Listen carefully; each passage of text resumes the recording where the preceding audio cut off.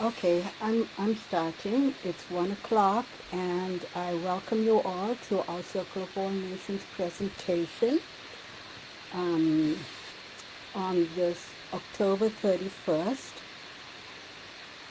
the occasion of the second full moon in the month of October. And I don't know if any of you noticed the moon yesterday was so amazingly beautiful, and I could see also the planet Mars, and it gives me occasion to say something about Grandfather Commander's name. He was named Morningstar Ojigwanam after the planet Venus. And even in that name, it reveals to us the incredible knowledge of the cosmic world that grandfather's ancestors held. And so we acknowledge the voices and the prayers of the indigenous peoples. I'm starting my effort here with a smudge. Um, and as many of you who participated in Grandfather Commander's gatherings will know, he drew the smoke of the sage, which is often what he used when he smudged people, to draw a circle of protection around them, and to encourage for all of us that we bring our best emotions, our best physical presence, our hearing, our seeing, listening, our best spirit energy, and our best thinking to join in the discussions and the engagements underway. And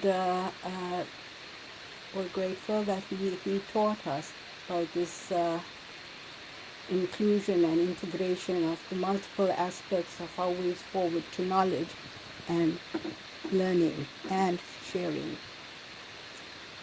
And so I'm going to start this with our PowerPoint presentation. And I wonder, is there anybody out there who could confirm whether you can hear me at all? I'm going to check with the other Facebook post. Let me see.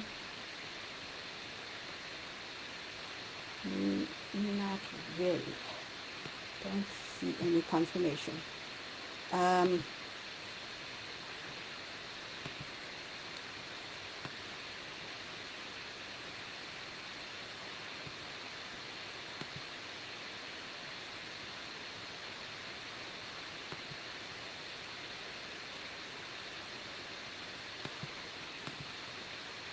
we go.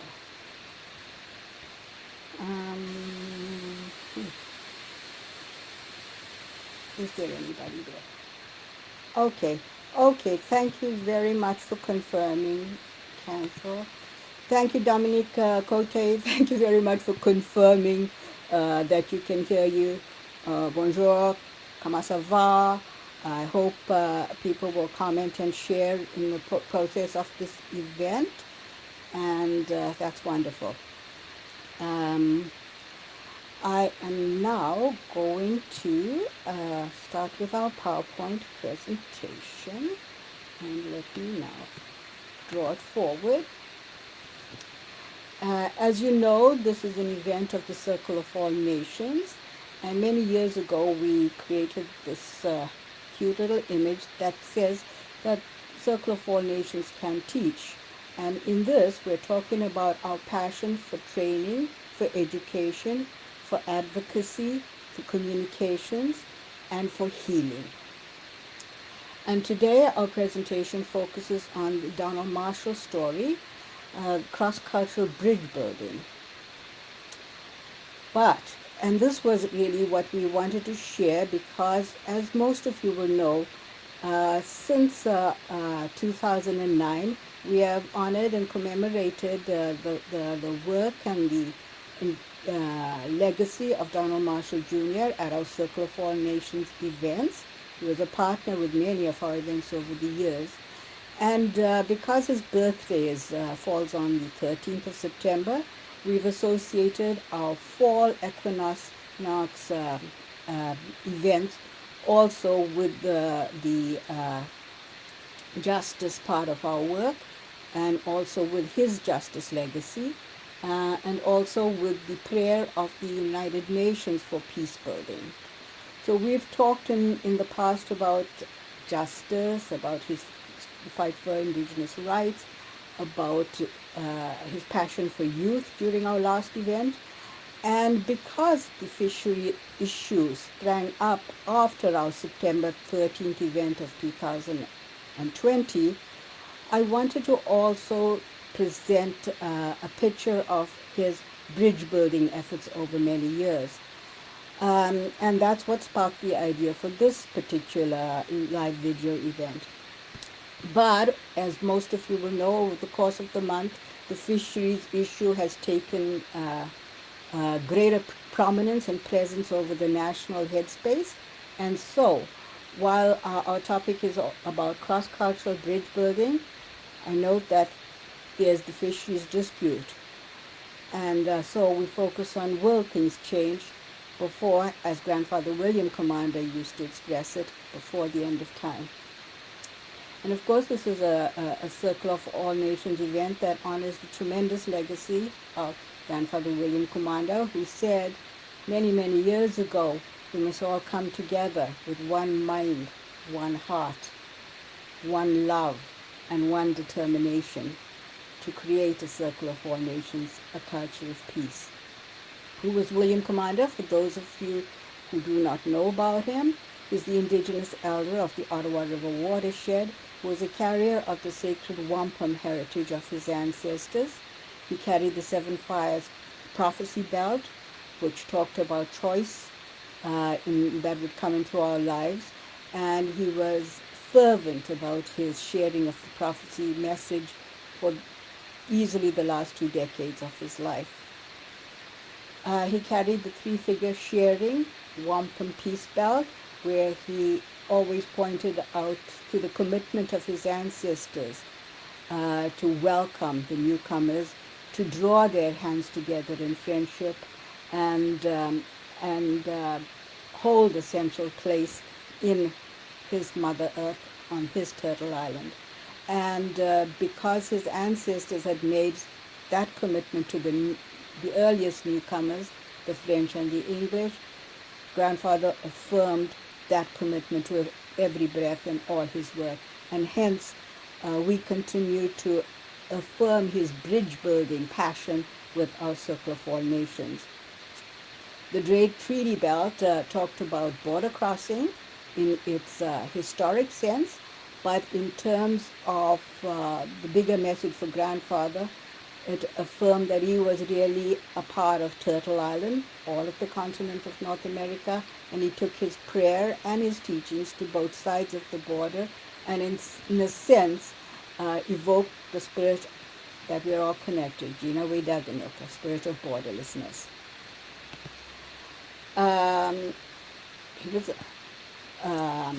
We wrote a book about him many years ago, as some of you will know, and we called it Learning from a Kindergarten Dropout. But as many of you have met Grandfather over the years know, he was a historian of great, great importance. He knew everything really about his people and their history. He knew about the land. He taught us in so many different ways. He had such a repertoire of knowledge and thinking at his disposal, and he shared that with everybody because he really, really wanted everybody to understand the way he thought. And in fact, over the last few months, we've been reviewing that book with a number of students, some from the university, some from grassroots, in order to reach deeper into the kinds of thinking and knowledge he was sharing through our own reflection, through adding our own reflections to the study. I like to say after we wrote that book, he received an honorary degree from the University of Ottawa. Thereafter, he received another honorary degree from the University of Quebec Outaouais. And so we like to acknowledge the fact that both sides of the Ottawa River, his traditional homeland, The educational facilities acknowledged him, and that was also the case with St. Paul's University, and later with Carleton University and Algonquin College.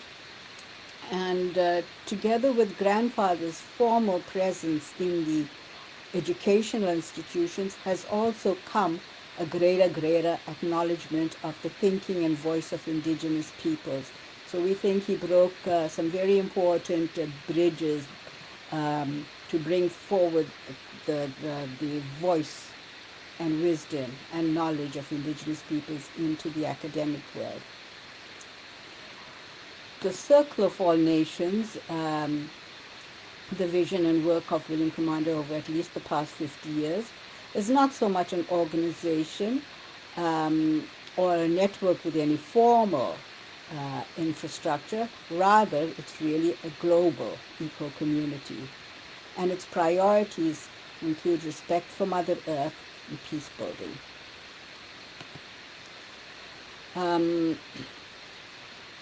The work is a vision for diversity and unity. It's a vision for harmony based on the values of respect, responsibility, forgiveness, love, and compassion.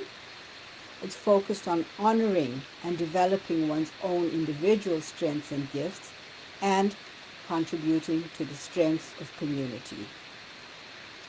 Grandfather Commander died in 2011, and we say in 2020 the journey continues.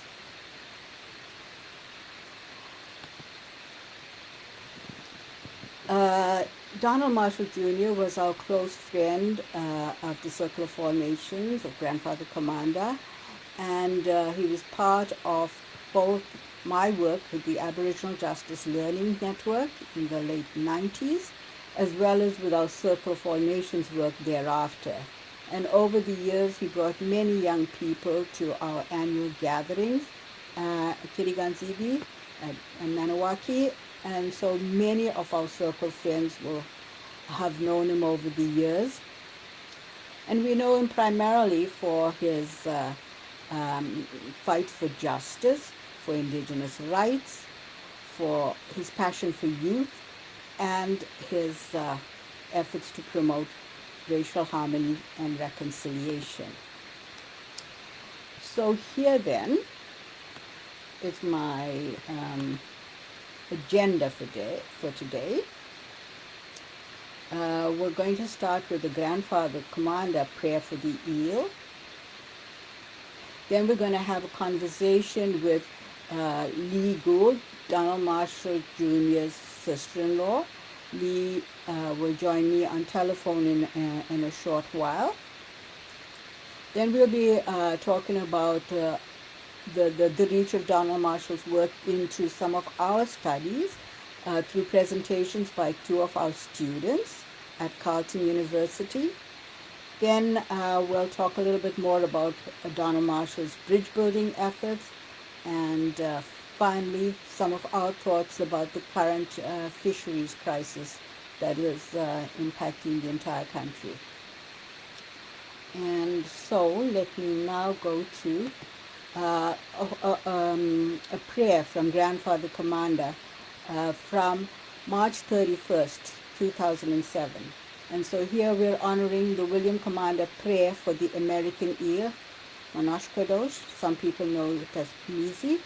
And of course, the eel was integrated in the Donald Marshall fight for indigenous rights to the grand natural resources of their lands and their ancestors. And so eel, the ancient fish, swims its way into our present consciousness. William Commander said, "I believe it is crucial importance that we all re-examine our invasive and destructive relationship with Mother Earth and all her creatures, and many are beginning to hear this cry." And he was talking then in 2007. Every day, it seems we hear the desperate state of yet another species, and the current focus on sharks highlights the interrelated ramifications of the destruction of individual species. At this point, I am raising my voice concerning the plight of the American eel. The eel has been of spiritual, nutritional, and material importance to the indigenous peoples of the eastern seaboard and to my ancestors of the Ottawa River watershed since time immemorial, has played a role in the Donald Marshall Jr. struggle for the recognition of indigenous fishing rights, and I believe eel spirit is intrinsic to the sacred seven-fire prophecy Wampum that I've carried for the people for over 36 years. It is this prophecy that tells us that humanity is now at a crossroads and that we need to regenerate our relationship with Mother Earth and each other, and it is a message I delivered in the December 2006 Ministers' Roundtable on Species at Risk. A short few months later, we are all alert to the issues of global environmental and human crises. Today, the plight of the eel must awaken us to the crucial need to transform our relationship with Mother Earth and all our relations, and to awaken us to the pivotal role of indigenous peoples in this process. Inherent in the prayer of the indigenous nations of Turtle Island is the deep knowledge that we are all connected with each other, as well as with the chief elements, Mother Earth, water, air, and fire, the animate and the inanimate, the plants, the creatures of the water, air, and land, and the larger universe, the cosmic world. The American eel reanimates this prayer from the ocean to the river to the lake and across the timelines. I pray for its return as that silvery pathway into the future.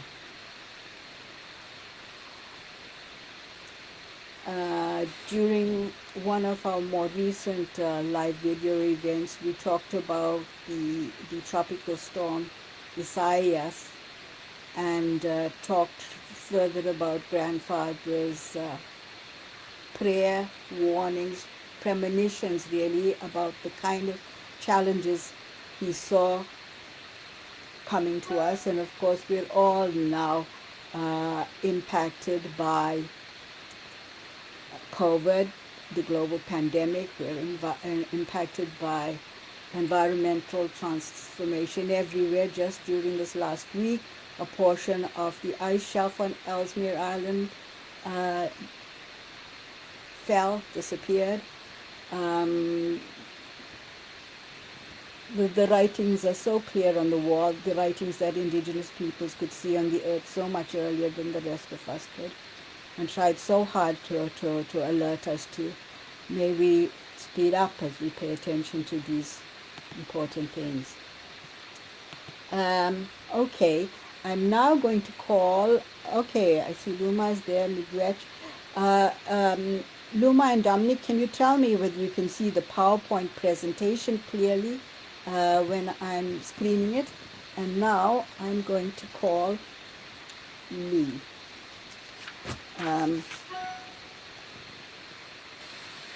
When I was writing down her number, you'll see, I actually wrote down the number of Donald Marshall Jr.'s mother.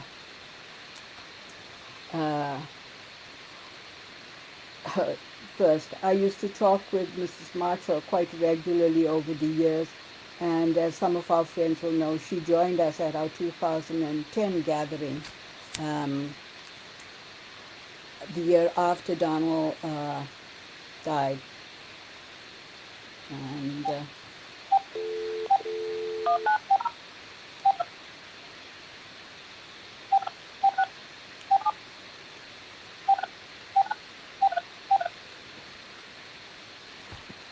And so did Lee and Terry and other members of the Marshall family. And we should just go maybe down.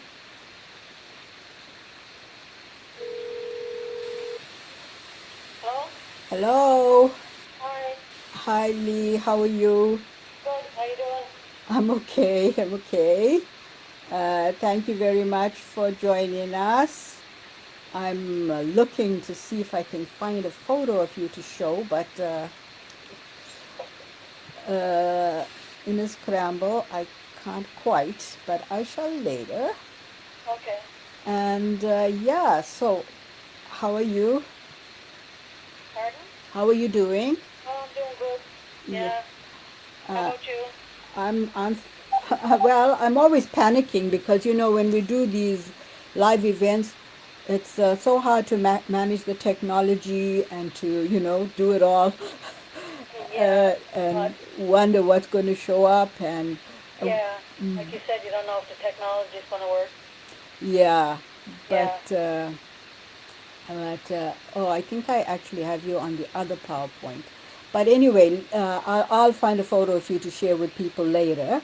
But Okay. first, may I say congratulations. You're now re-elected to the council at member two, and you're now into your 12th year, is it? Yeah. I first got elected in 2008.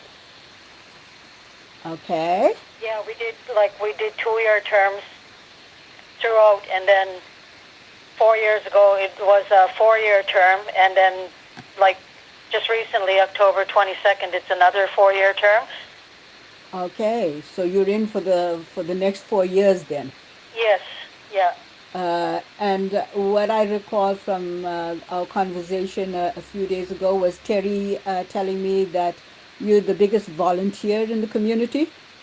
Not really, not in the whole community, but from the chief and council point of view, I am, yeah. Like Christmas time, I'll help deliver food boxes, and our annual powwow, we didn't have one this year, but we usually have it in August or September, and I usually volunteer in the kitchen there and help cook meals and help serve and then help clean up afterwards. So I'm usually busy the whole weekend when we do have our powwow. Another member of our council his name is Alvin Paul McDonald. They take part in Dreams Take Flight, and they help out and they fundraise, and they send like children from like 1 or 2 children from this community to Florida, like for one day. Like they go in the morning, and then it's a long day. They go in the morning, and they they fly to, they stay in a hotel the night before, then the next day I think they fly to Florida from Halifax, and they take the child shopping, and it's just a whole day like in Disney World. So one of our counselors takes part in that too, him and his wife. Okay, so that's very interesting. So the passion for the movement and to travel and explore the continent is also part of like the volunteer commitment of the people, eh? Yes, it is, and then now I don't know even if that's going to take place because of the COVID.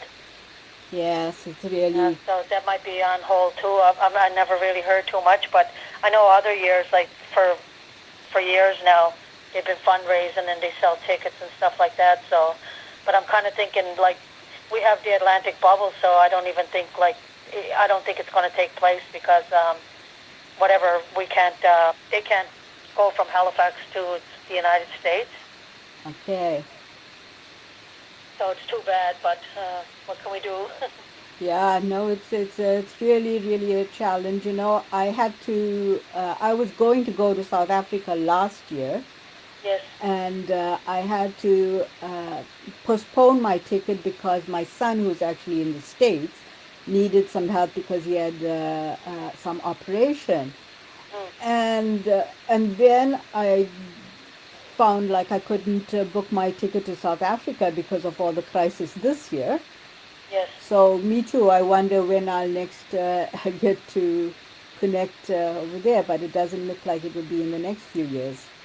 No, no, and hopefully they'll come out with the vaccination, but then by the time they vaccinate everybody, that could take a while too. Right. So yeah, that's a whole big challenging issue because initially, I think they were saying, it usually takes 10 years to test a new vaccine. Yes. And so to release something over the entire world seems like, yeah, really worrisome and challenging story. And Yes. it's so funny. I was just mentioning this word Isaias earlier. One time, grandfather commander, just maybe 3 days before he died. He was saying a prayer, and this was like maybe 3 o'clock or 4 o'clock in the night, morning. And then he says to me, "You know what? They gave me a name." And he said the name was Asayas. Mm-hmm.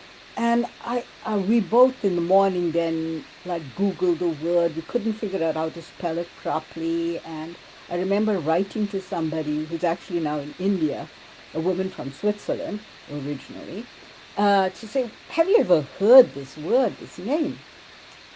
And it was just so funny because on the 3rd of August, which was the anniversary of grandfather's death this year, we had this tropical storm hit the East Coast. And I heard it on the radio a few times, and then I finally woke up and I realized I was hearing that word again, Isaias. Yes. And that was the name that William mentioned, uh, when he died in 2011. And so it was really like a bit strange indeed, like a sort of like a spirit message that says, hey, it's really important how we take care of the earth. Hey, it's really important what is happening. It's happening. Yes. And it's already impacting our lives in such a way. Yeah, it is. Yeah. Yeah. Yeah. And They put a ban on plastic bags, and the ban takes effect yesterday, I think, here in Nova Scotia. okay, Yeah, so that's good. that's really, yeah, really. We got used to using the cloth bags anyways at the grocery store, and like if you forget your cloth bag, they'll ask you if you want to buy a paper bag. So both are a lot better, the cloth and the paper bags.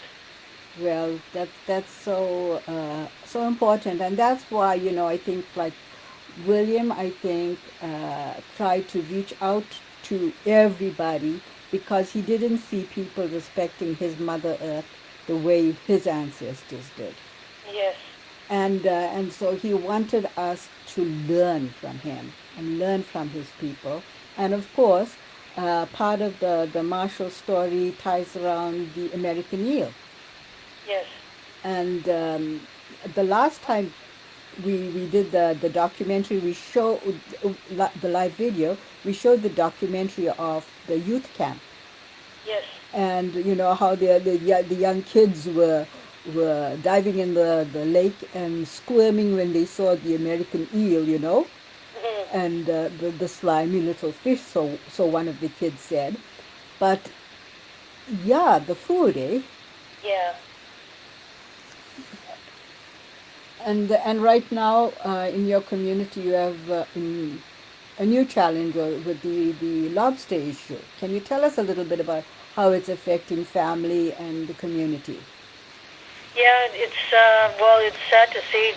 First of all, like we have fellow Mi'kmaq in from another reserve, Sibonacady. It used to be called Shubenacadie or Indian Brook, but now they have the Mi'kmaq name Sibonacady, and they're trying to exercise their rights and fish out of the southwestern Nova Scotia, the Digby area, and they're facing a lot of resistance from the non-Indigenous fishermen there, commercial fishermen, and it's terrible actually. You saw the stuff on the news, and I'm sure a lot of other people did, like the vandalizing vehicles and flattening tires and urinating on the vehicles and burning the vehicles, and the lobster, the building where the warehouse where they store the lobster, that got burned, and just a lot of resistance there. And the people from Sibonacady they're supported by other Mi'kmaq, and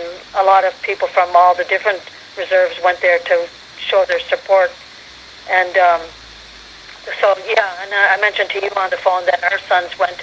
One of my sons went for one night, and the other son went for 2 nights, and just a lot of support there. And like, because we know there's our fellow Mi'kmaq there, but there's like cousins, and my mother is actually from that reserve. I'm not sure if I told you that or not, but that's where she originally came from. Oh. And she married my dad here in Membertou, so I have cousins, and we have like nephews that are fishermen, and we feel for them, and they're just trying to exercise their rights and for the moderate livelihood, and to be facing that resistance, it's sad to see.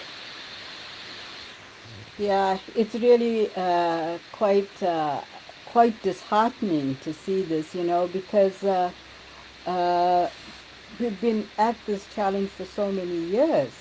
Yes, I it's just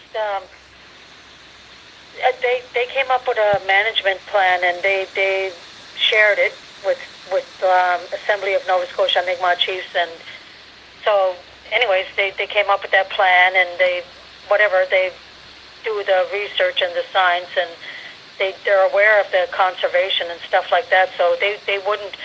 I don't think they would.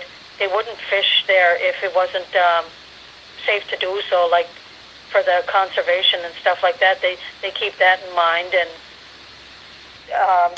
just the idea of like they fish for what they need or use. They won't. They would never overfish. I don't think they would.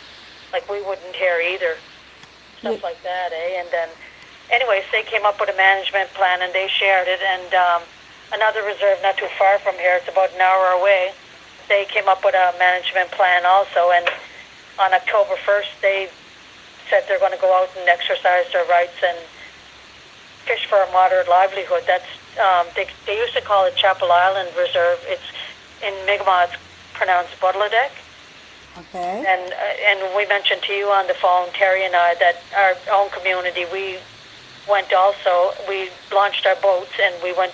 They went fishing, and they got lobster. They brought it back to Member Two, and they boiled it outside on a burner, and they put it on Facebook in our Member Two Facebook page that people can come and get lobster. So they did, and we shared it with the community members, and they did that over a few days, and that was all good. There was no resistance here, but it's just sad to see the resistance that the people in Chapel Island Reserve and Indian Brook Reserve are. It's sad to see all the resistance that they're going through. Yeah, it's pretty awful, really, because when I was mentioning the eel and the youth documentary that showed people, the children being exposed to the traditional food, I earlier started off by reading William's prayer for the American eel, and about 1% of this ancient fish, which was sort of like high protein, traveling food, so important to all the indigenous peoples of the eastern seaboard, is diminished to 1%. So if people don't get to eat some of their traditional food, which now in this instance is the lobster, I mean, it's really a pretty sad statement about this country. Lee, one time I took William Commander to La Macasa prison here in Quebec. And it was a cultural day. So they had uh, muskrat and beaver and traditional wild food. Now, William was sick at the time, and then I dropped him back off at his home in Maniwaki, came back to Ottawa, and I called him the next day and I said, well, how are you feeling? And he said, you know what? The beaver did me good. He, Oh, that's good. Yeah. and I suddenly began to understand the importance of traditional food as medicine. Yes. As like your like now the lobster is like the vitamin shot for the people. Yes. Yeah. It is. And it's so awful that that has to be challenged in this way. Yes, it is. Yeah. And then you hear about like our ancestors lived long lives, and they ate the eel and they ate the lobster, and they lived off the land, and they ate berries, and they had the roots and the plants that were herbs, and they had medicinal powers to them actually, and our ancestors knew what medicines they could get from the land, like from the plants and the roots and stuff.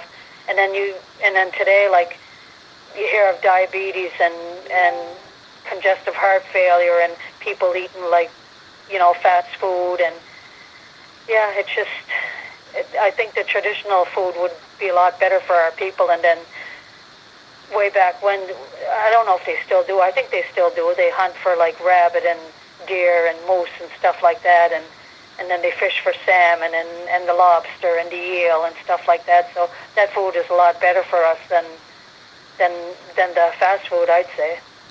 Yeah, no, absolutely. Uh, uh, because the other part of like my prison experience story was when I used to work in Alberta. Mm-hmm. I remember one cultural day we brought Arctic char in for the Inuit offenders. And in those days, I used to think it was like, like a taste. Yes. But I didn't think about it like as medicine and health. Mm-hmm. And one time I went and did some restorative justice training in Kanjosak, which is sort of like north of the tree line, Mm-hmm. you know. And in one of those stores, I found like they were selling for $12. This is like 20 years ago. For $12, a white bread sandwich from Spruce Grove, Alberta, Oh. like pasty white bread, really creating the kind of diabetes exactly Mm-hmm. for people, especially when you think about the Inuit people, to have lived in that cold north and figured out how to live. Yes. What tremendous knowledge, what tremendous capacity to be reduced now, to diabetes and pasty white bread and poverty, really, because they're starving in the north. So yeah, it's really really time for Canada to have a big shake up in their thinking. Yes. Yeah, that's right. But it's funny. It seems like it's igniting a lot of attention, eh? Yes. But one of the things I wanted to say when you mentioned all the plants and the berries, one of my very precious possessions too is a basket made out of ash, I believe, Yes. that Mrs. Marshall made for me. Oh, okay then. Yes, she made some beautiful baskets. Yeah, so it was like every part of the plant Yeah. of life was important for something. Mm-hmm. Yeah, and just like when they whatever hunted the deer, they'd use the deer antlers to make knives and like an axe and stuff like that, eh? Yeah, so absolutely nothing was wasted. I mean, with William, when we were making canoes a few years before he died, we were looking for ash, to create the ribs for these tiny ones because we couldn't find cedar at one stage in our project. Mm-hmm. But then we started to talk about how all the plants are disappearing, um, and the ash borer killing all the ash trees. So how will people express their culture anymore? Yes. And the culture teaches how to think. Yeah, that's right. So yeah, so we really need a big wake up. But yeah, so and in terms of this, I'm just remembering your son Paul Bradley went with Junior to some of his uh, work when he worked out in, I think, northern Ontario and stuff like that, eh? Yes, he did. Yeah. Yeah, he flew a few different places with him when he was younger. Yeah, Yeah. Yeah. And I'm not exactly sure, but I think it's like Junior spoke to the youth and just I think he pretty well told them what he went through and yeah, just to make children aware that like the choices you make in life and stuff like that. I'm guessing that's what he talked about, like just to try to make them aware of like what he went through, and then just like try to lead them in the right direction in life. I'm guessing. yeah, I think so because I think like when he, entered sort of federal prisons at age 16, he lost his childhood. Yes. And I know one time he told me, there wasn't a day that he didn't remember Sandy Seal, his young friend who died, Yes. and is part of that story. So of course that was stolen youth, lost youth, Mm. and I met Junior when I was working in the criminal justice system, Mm-hmm. and probably the reason we got along so well was, in a way, we both had done time. Yes. Because I worked in federal prison, so I understood what he must have experienced. Yes. And then one time with our learning network, we had a meeting in Winnipeg. And this time we had it for activist parents and their children, because usually the children didn't know what their parents were doing when they were involved in all these causes. Mhm. And so we brought the children of some of the key leaders, as well as then the youth, because we are doing a youth conference. And at that point, Junior brought Randy Buck, and that was to Winnipeg, maybe like 97. Oh, okay then. And then today, in the Globe and Mail article that I sent you, Mhm. I see they are mentioning Randy Buck and the lobster fighting on the waters. Yes. And I mean, I'm thinking, well, 20 years ago, the reason Junior worked so hard, and not just Junior, but also like my friend Frida Enns from Alberta, from BC, Haida person, um, they worked so hard. When I first met Frida, it was her daughter's birthday, but the mother was working in Ontario and not home for the daughter's birthday, you know? Oh, yeah. So after people make all those sacrifices, to find that 20 years later nothing has changed is very disappointing. Yes, it is. Yeah, Yeah. Yeah. It's just, I don't know. I really didn't expect all that, to tell you the truth. yeah, Yeah, yeah. But I think, too, when Junior went to speak to the youth and stuff, he didn't want the youth to go through what he lost his youth, and so I think he didn't want youth to go through what he went through. exactly, exactly. And I think he used to bring a lot of kids to our gatherings in Manawaki. Yes, he did. Yeah, yeah. And Yeah, he wanted to show them there's whatever.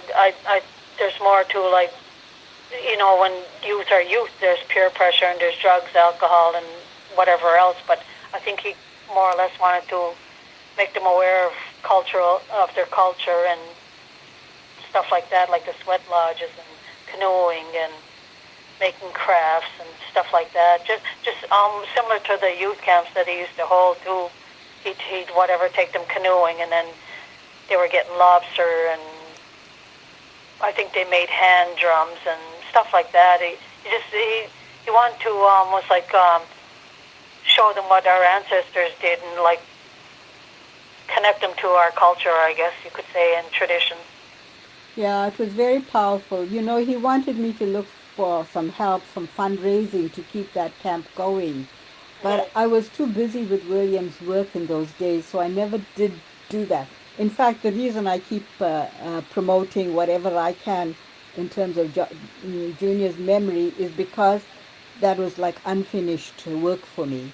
Oh yeah. But last time on the 13th of September, well, we talked to you guys by phone, but in the live video on Facebook, I show that camp video. Yeah, we did get to. Yeah, we did get to see that video. Yeah, Okay. I yeah. think Paul Bradley's in it, eh? No, he's not. But No. I know one of his cousins was in it. His name is. There's a man here, a member to. His name is Danny Paul, and he's Okay. cousins with Junior and Paul Bradley, and his son was in the video. Cameron Paul. I'm not positive if my older son Ryan was in there. I can't remember, but I remember seeing Cameron in the water with the lobster, and he is a cousin of Terry and Paul Bradley. Okay. Okay.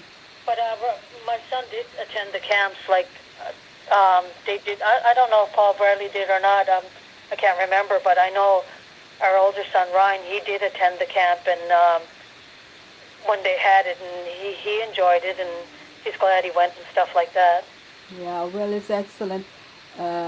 Hopefully, we'll revive, attention to all those kinds of safe park experiences for kids. It's so important. Yes. Yeah. So, is there anything more you'd like to share with us that I'm keep interrupting you?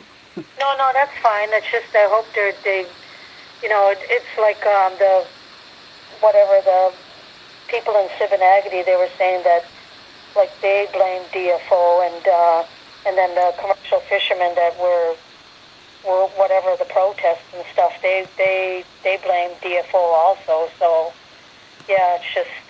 Mm. At one point, the commercial fishermen were saying they didn't blame the indigenous people from Sibonagity. They were saying they blame DFO. Well, at the end of this video, I'm going to read something that I wrote uh, actually on the 19th of October, because really it seems to me nobody's winning. And the federal government, unfortunately, to date, hasn't been playing the kind of like uh, a leadership role that could have kept us away from some of this heartbreak. Yes. Because really, like the point of today's session really was that initially I was uh, wanting to show Donald Marshall in terms of bridge building, with the learning network, with the outreach to kids, with the Circle of All Nations, that kind of stuff. But then the whole issue of the fisheries became bigger. Yes. It kind of like knocked off the picture of harmony and peace, and it's really become like a critical thing that we need to see changed. Yes. Yeah. And so that's why when I say today's article in the Globe and Mail is mentioning Randy Buck, I'm saying, well, Randy Buck came to our event in, you know, 20 years ago. He should Yes. not be fighting for issues that his father already fought for. That's right. And of course going back over the generations, well, William fought for it 100 years, and yeah, and when you talked earlier about the resources, and I wanted to say this too. In the old days, they used to talk about the confederation of like the seven people of Algonquin ancestry across the eastern seaboard. That included, of course, the Ottawa Algonquins of the Ottawa River watershed, and the Mi'kmaq, and the other tribes along the way, um, Maliseet and whatnot. But the thing was, they used to meet periodically, from what I understood from William, and then they decide how to manage, like, whether they could hunt in this area, whether they should fish in that area, so that they manage the resources of the entire eastern seaboard Yes. by knowing now is not the season to hunt, now is the time to, this winter has been hard, so, don't stress the animals some more. So they used to do it on big scale. Yeah, that's right. Yeah. Yeah, so yeah, we really need to wake up to the knowledge of the indigenous peoples, and I'm glad you guys are reclaiming it, and I'm glad actually to see Cape Breton has created a university place in Junior's name. Yes, I didn't expect to hear that at all, and no, I actually did hear about it a while ago, and then I kind of forgot about it, and then yes, and then Paul Bradley made me aware that it was in the Cape Breton Post, so I did read it, and yeah, I'm happy to see that too. Just one more point, like the things going on in Digby there, the protests and stuff, and then the warehouse where they stored the lobster, that was, I'm not sure if it was arson or not, but a person was burned in that warehouse, and that was sad to see too. Like somebody was in, I don't know if it was life-threatening or critical condition or something, but we haven't heard an update on how that individual is doing now, but it's too bad that happened also. Yeah, it's pretty awful, and I think that might have been one of the perpetrators too. So it's sort of like it backfires on everybody. Hmm. And really, this is the time for urgent wake up, and yeah, all we can do is pray for a better uh, thinking into the future. Yes. Yeah, but yeah, so Paul Bradley shared that Cape Breton article with me, and it was great actually to see Junior's daughter mentioned there as well. Yeah, I was thinking of her earlier today too, Crystal Bernard. Yeah, because there's Crystal and there's Randy Buck and there's Donald John, and we call him DJ. I haven't seen him in a few years, but I was mentioned to you that he's going to a school here in Sydney, middle school, and yes, I heard he's getting really tall, and yeah, so it'll be good. Hopefully we'll meet up with him sometime. I haven't seen him in a long time. Yeah, and I saw him mention in one of the articles, so he's already like beginning to understand a little bit about his father's work, I guess. funny, we had him here in my house here in Canada, as Yes, well as in Grandfather Commander's place in Maniwaki. So he's already done the nomad route, I guess. yes, yeah, that's right. And yeah, and he's in middle school now. Yeah, how time flies. Oh my God. Yeah, because you mentioned earlier Randy went to Winnipeg, and then now Randy's fishing, and they showed like pictures of Randy getting the fishing tags, and then like you said, DJ was at your place when he was a baby, and then now he showed up in Digby to support his fellow Mi'kmaq, I guess, and fellow fisher people and stuff like that. Yeah, so it's great actually that kids can now feel pride, Yes, because for so many years all across the country, and not just your family, but Native kids have not been able to feel proud of their families, of their parents. They've been made to feel ashamed. And I think something big is happening in terms of reclaiming, a better understanding of the history. yeah, I feel the same way, and then we're standing up for what we believe in, and standing up for our rights, and we support our fellow Mi'kmaq, so that's good. That's really great. Well, Lee, I so, so much appreciate you taking the time for joining me today. Um, You're welcome. it's so important, so special what you've shared here. You're welcome. I'm glad I could do it. I'm really, really grateful. Give my love to all the family. And anytime if you feel like folk would like to do this kind of a sharing, we could do another one, and just bring together some of the family, like had been half thinking. Okay then. Yeah, but this has been super, and at some moment I shall share a photo of you, so people will know who's been talking. But yeah, I remember you came here. I remember you came to our gatherings. Thank you for all your wonderful work with the community, and miigwech. You're welcome. Bye bye. Bye. Thank you, people. That was Lee Gould, the wife of Donald Marshall Jr.'s brother, Terry. And thank you very much for sharing all those thoughts with us. And now I have to race to find other colleagues, so I'm just scarcely going to be able to introduce this. But let me see if I can find Andrew. Uh,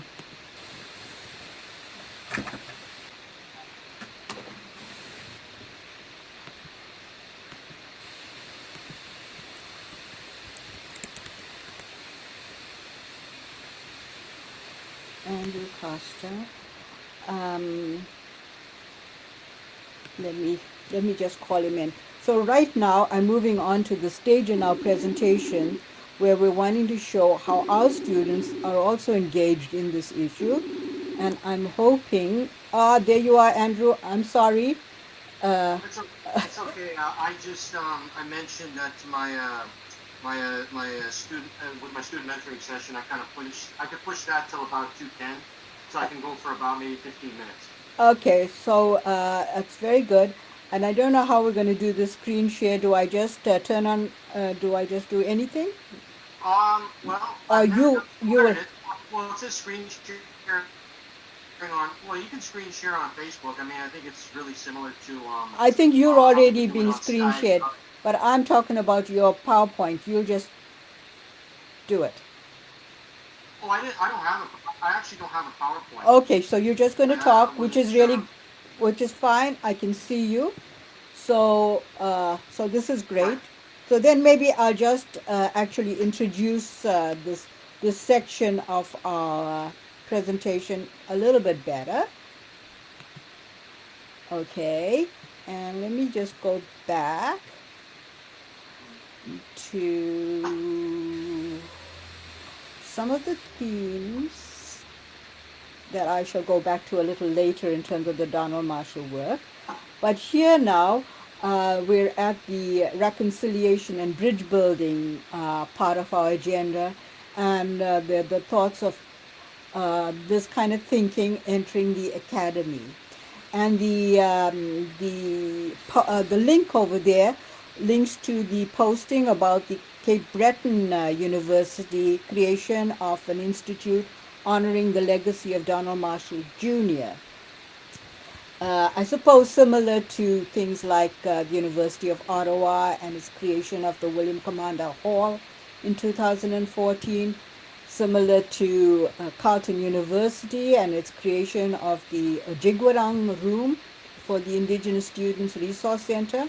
Not though I think that Grandfather Commander's presence has invaded that place yet, but over the years, one of our Carleton students, um, Andrew Costa, has joined Circle of All Nations gatherings and contributed over the years to our growing thinking about Indigenous legal rights issues.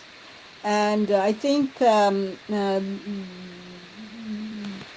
Andrew, this is one of your presentations to us, and it was focused on the Marshall story, Nature's My Style. And so there you go. Now I introduce you properly. And thank you very much for your engagement with our work.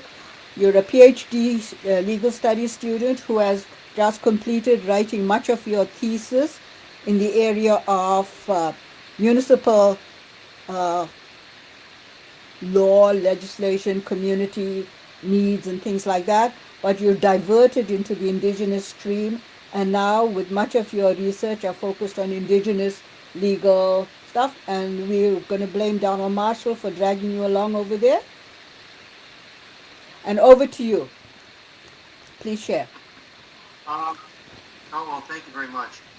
Um, yeah, no, I certainly appreciate another opportunity to present on these matters, and I think beginning with the theme on bridge building. I mean, it's certainly an ideal time, especially looking into what has taken place on the East Coast in Digby County, as Lee Gould was talking about during your last discussion. And I think what's important to bring up with regard to these elements is that um, with bridge building is such that the conflicts, unfortunately, to me, reflect just an incessant attitude on the part of the Crown and on the part of non-Indigenous communities to essentially position Indigenous interests as somehow always antagonistic to supposed majority interests. And this is not something that is just being pulled out now. I mean, this was talked about during the former UN rapporteur on Indigenous issues or Indigenous rights, James Anaya, during his visit to Ottawa, 14, his report to the UN on Canada specifically outlined this issue, this precise attempt to somehow create this divide. And just very much, it's very interesting because leading into the presentation, I actually reread a bit of Jane McMillan's latest book on Donald Marshall Jr., and I just want to go over a particular passage in the text on Donald Marshall Jr.'s fishing disputes that led him to the Supreme Court. And she touches on this theme very well. So if you don't mind, I'd like to get into it just very briefly, just a small passage in the text here. Excellent. Could you show us the cover? Because I think it's certainly ideal. And sure. Could you also show the people the cover? Thank you. Excellent. Thank you. So we begin here. So as she says here, and this is towards the end of the chapter on entitled "In Search of a Livelihood," and she says, one of the greatest obstacles to reconciliation is the widespread position held by agents of the Crown, such as those in Supreme Court decisions affirming Indigenous treaty rights are losses rather than wins. In litigation, the relationship between the Crown and Indigenous people remains adversarial. In response to perceived losses, Crown agents aggressively assert their regulatory power and control. In 2017, an official with Fisheries and Oceans Canada stated, "We've been tested by the courts many, many times." Now listen to that language, tested by the courts, as though it's somehow a challenge, on issues related to fisheries by Indigenous peoples in Canada. And I'll put it bluntly to you, in most cases we've come out on the losing side of those issues. And we need to be careful moving forward that we don't create another situation that results in another precedent, and that is a possibility. We didn't think we were going to lose the Marshall case, but we did. And as you spoke, with Lee Gould in the last comment. Uh, I remember the passage conflict with the DFO on both sides of the dispute. And I think that's what's particularly important to bring out is that the DFO, and I've spoken with lawyers who were involved in the judgment, specifically with the Mi'kmaq Rights Initiative or the KMKNO, and they told me that the government didn't even ask or could require any stay of the Supreme Court judgment because they were so sure they were going to win. So it was a complete shock to everyone, industry proponents, government, that they had lost.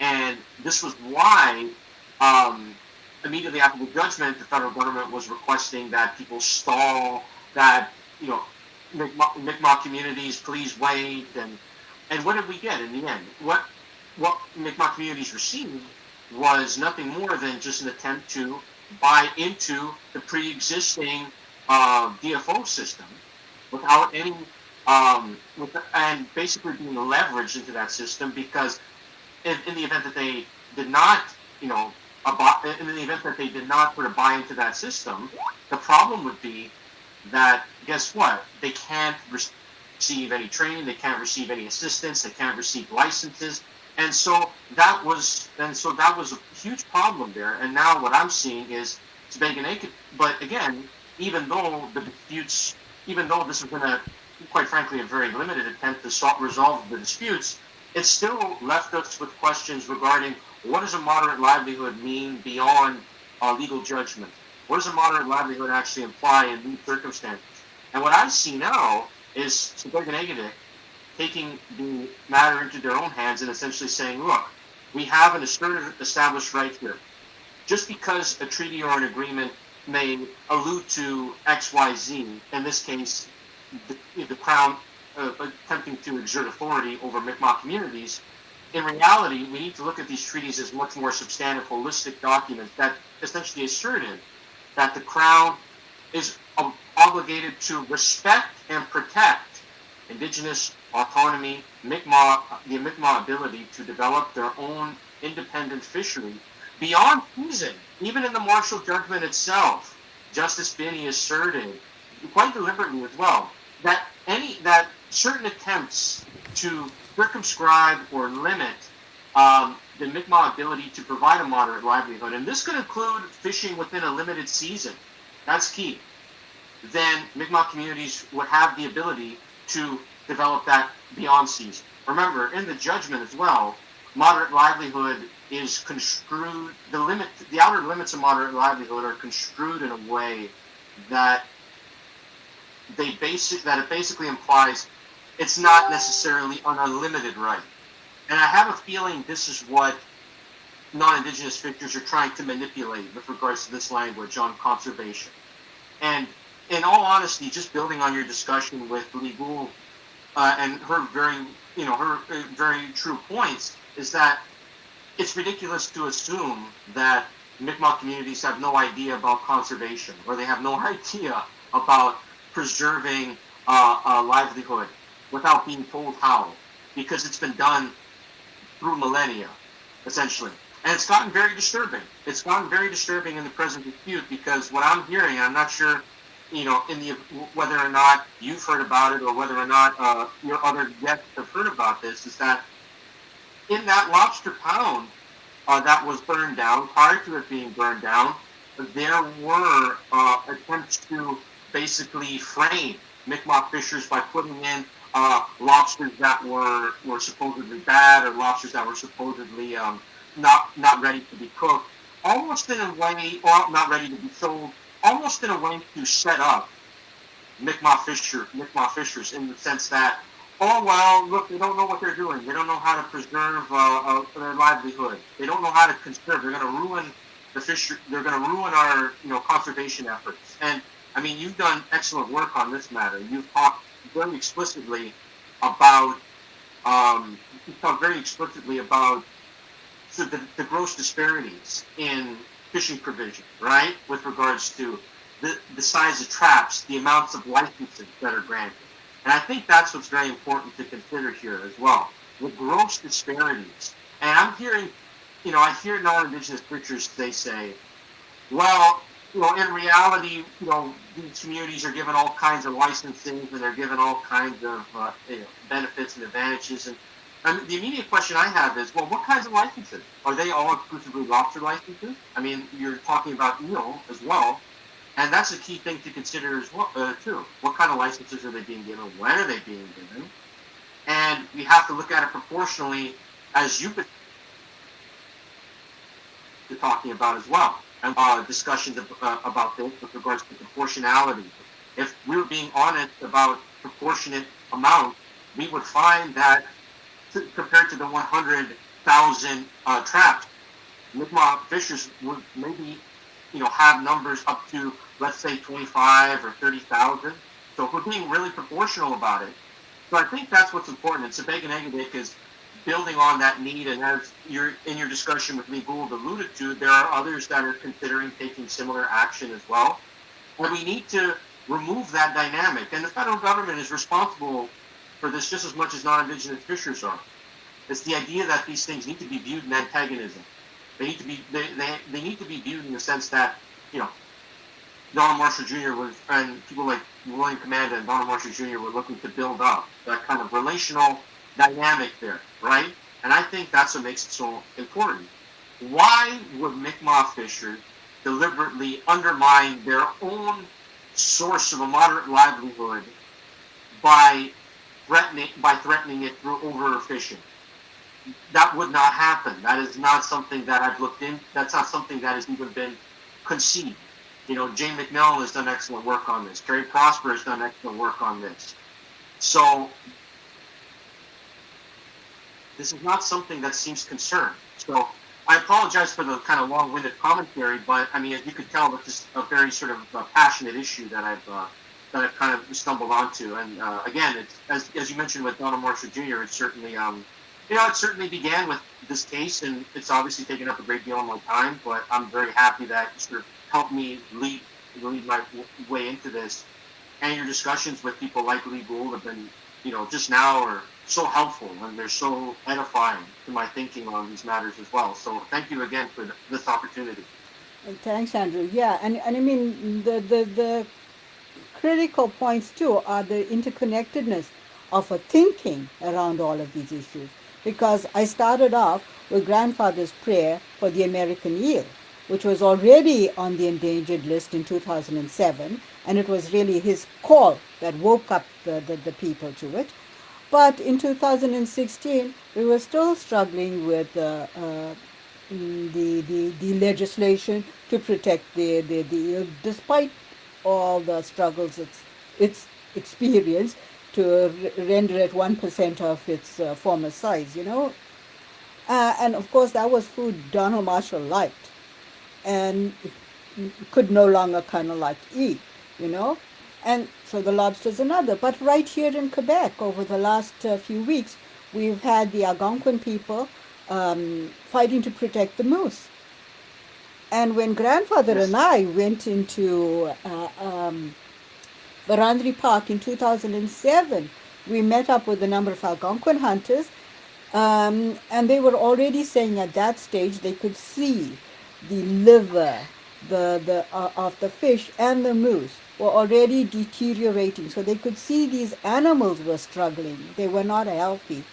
And I just found a photograph of one of the people we met on the way. Pretty amazing, a Mr. Rat. The Algonquin people have been aware of what's happening to their natural resources. And so the conservation issue, yeah, really, we have not done well to conserve not William's trees, not his water, not his dirty Ottawa River. And yeah, we need to wake up to something much more. Do you have to run? It's just Oh, the yeah. other. This is the last point. This is one last point, very quickly. Um, it's it's such that it's almost absurd in a certain sense, because they're talking about conservation, but just building on your last example, I could imagine that weakened animals, moose, caribou, other animals like that.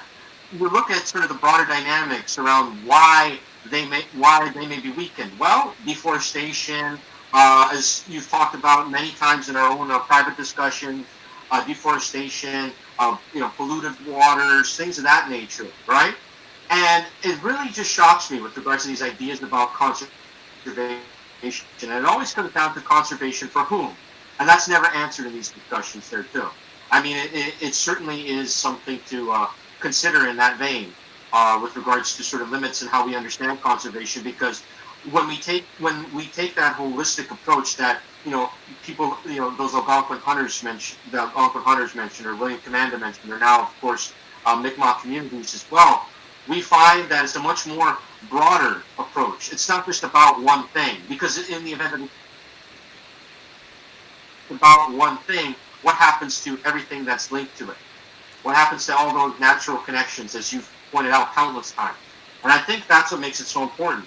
These communities have the ability to comprehend all of these relationships in totality, and that provides a much more substantive understanding of conservation than anything that can be advanced by any non-indigenous fisher or any sort of DFO official. And I think that's what makes it so important. Absolutely. And I mean, when you really think about it, right? You think about caviar and and luxury foods coming out of the sturgeon, and you think about Right. lobsters. Do we need it for Yeah. our nutrition? By and large, us folk who have never been raised on it, uh, and it's interesting that some of the restaurants are now cutting lobster from their Yeah. menus. So Yes. in fact, yeah, this is serving really, I guess, the ongoing journey of wake up. But Yep. One quick thing. I recently participated in a discussion with the Mi'kmaq Rights Initiative about sort of implementation strategies around a new UNDRIP bill, or the United Nations Declaration on the Rights of Indigenous Peoples, that is proposed to be advanced in December. So I'll be glad to keep you in touch on that around certain dynamics that are taking place with that. So stay tuned in that regard. excellent, excellent. And we've discussed this UNDRIP thing ourselves several Yep. times over the past months. But one of our points is really that it recognizes an existing right. It's not Yep. allowing something. It's not giving something. Exactly. And that is exactly the William Commander Yep. position. Um, this very month was the month of the Royal Proclamation, the signature of the Royal Proclamation, October 7th, from 1763. And even you and I have talked about this, while Grandfather Commander acknowledged it, he also said, but so what? Right. We didn't have the right Right. because the king from England signed the Royal Proclamation. We already had it, Yeah. you know. Yeah, Yeah, it was just basically a proclamation to ensure that the King George III recognized uh, those. That's what it was. yeah. And no, absolutely. But admittedly, it's definitely much to explore on these matters there, and there's much more to look into. There's always much more to look into. But again, I really appreciate this opportunity, Romola, and I apologize if our time was cut short. Unfortunately, there are other commitments there on the horizon. But thank you very much, and I wish you all the best with the rest of this sort of Facebook Live sort of call-in. Okay. Okay. Thanks for joining us. Best with your Thank you very much, mentoring, Romola. and Take care. we'll take I'll talk. talk to you soon. Okay. Take care. Bye. All right.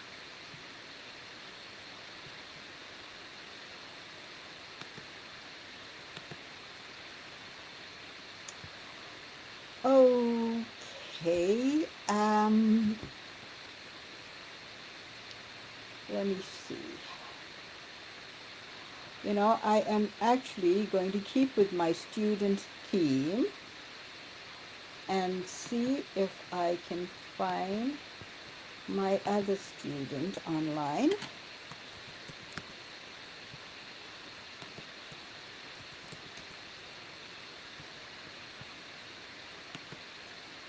Um, and I shall just try it.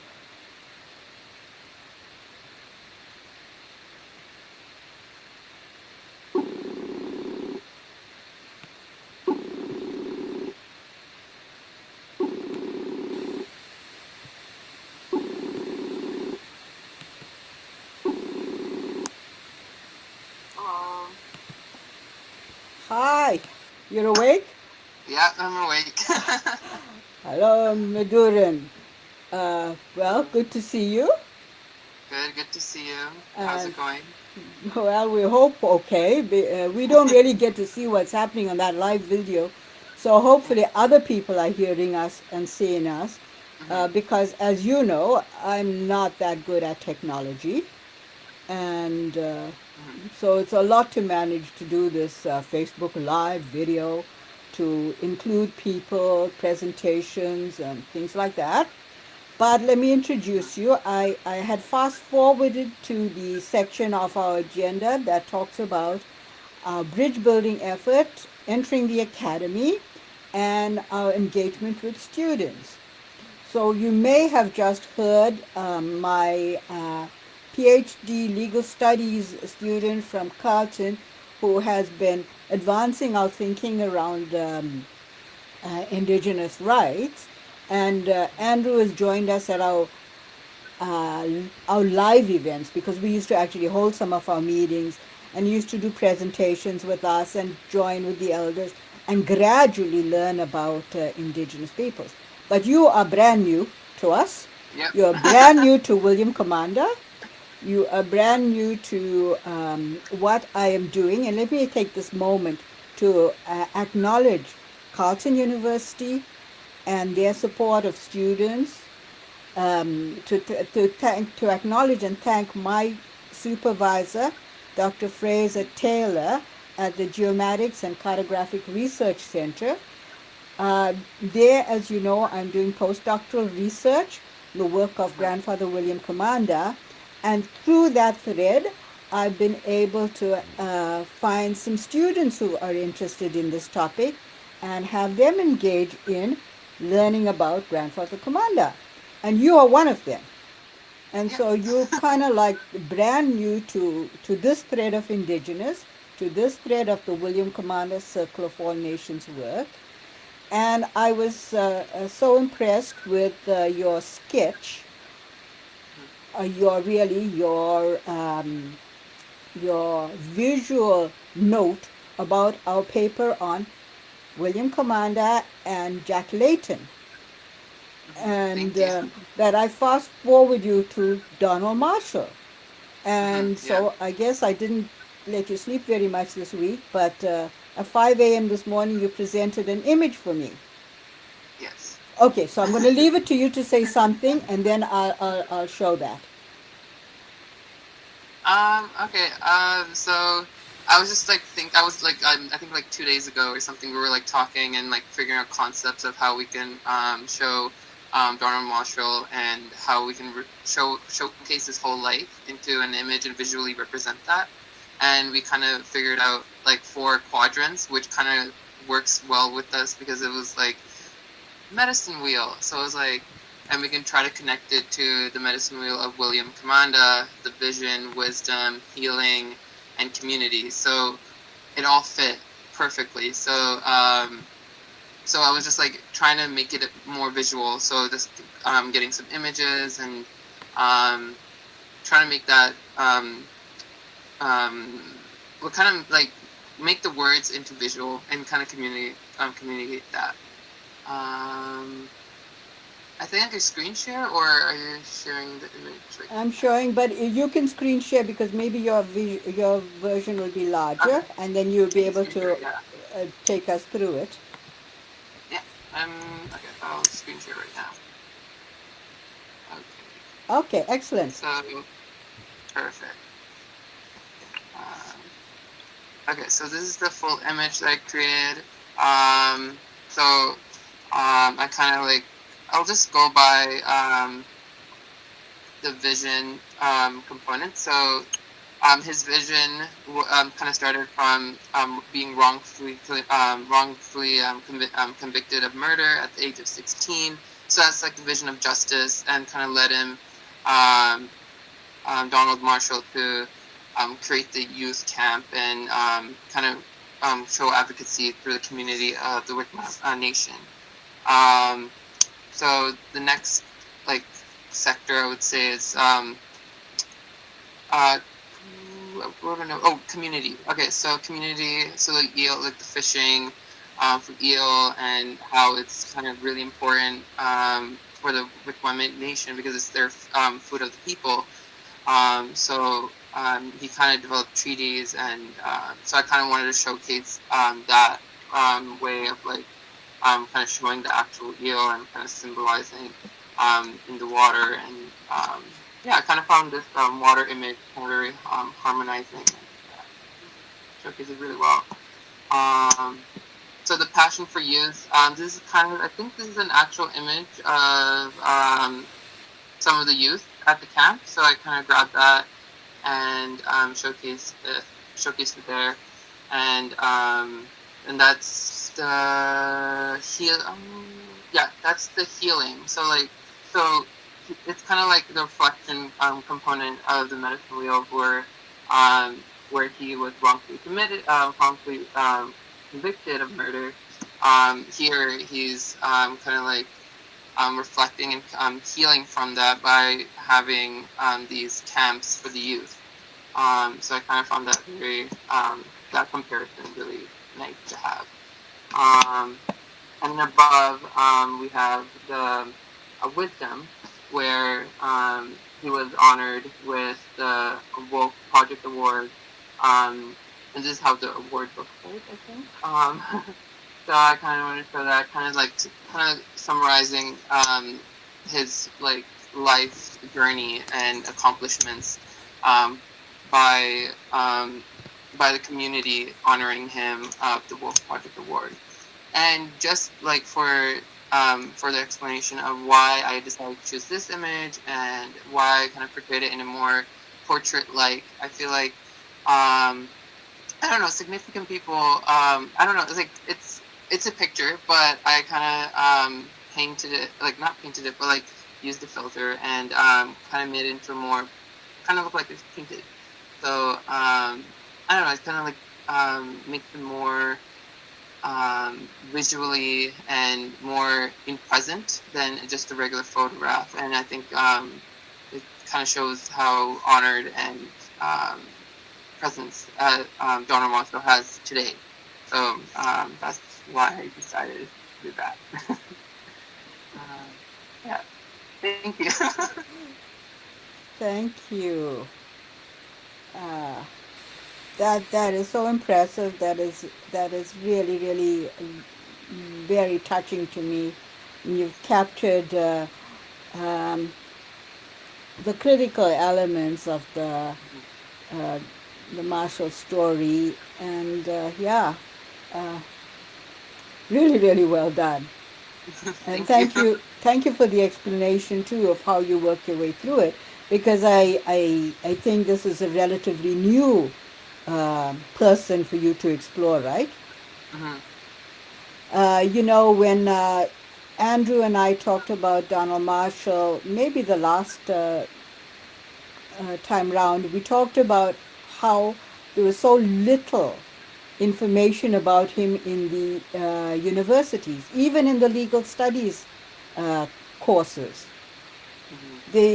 Even though he's such a critically important legal case in terms of the Marshall inquiry regarding the wrongful conviction, the moderate income and treaty rights from 21 years ago.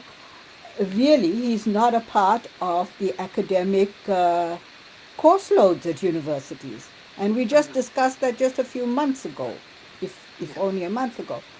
And now, you are drawing together as a new student Hmm.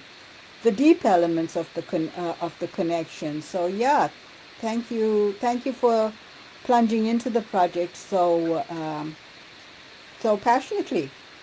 Thank you. Yeah, I enjoyed it very much, and I'm so excited to do more projects like these, like visualizing, and I think this is my calling. Well, it's so funny. I was talking to another woman just the other day. She's an indigenous resource helper at St. Paul's University, and so she supports the students there. um, Anne Marie. Well, she was the person who brought the commissioner for official languages to come and meet Grandfather Commander. And we've created a poster where we talk about how important indigenous languages were for him and how he kept pushing that thread through. But anyway, when I was talking to her a few days ago, she said she went to visit him, gosh, in the early 90s. She wanted to create a documentary about her her Métis ancestors.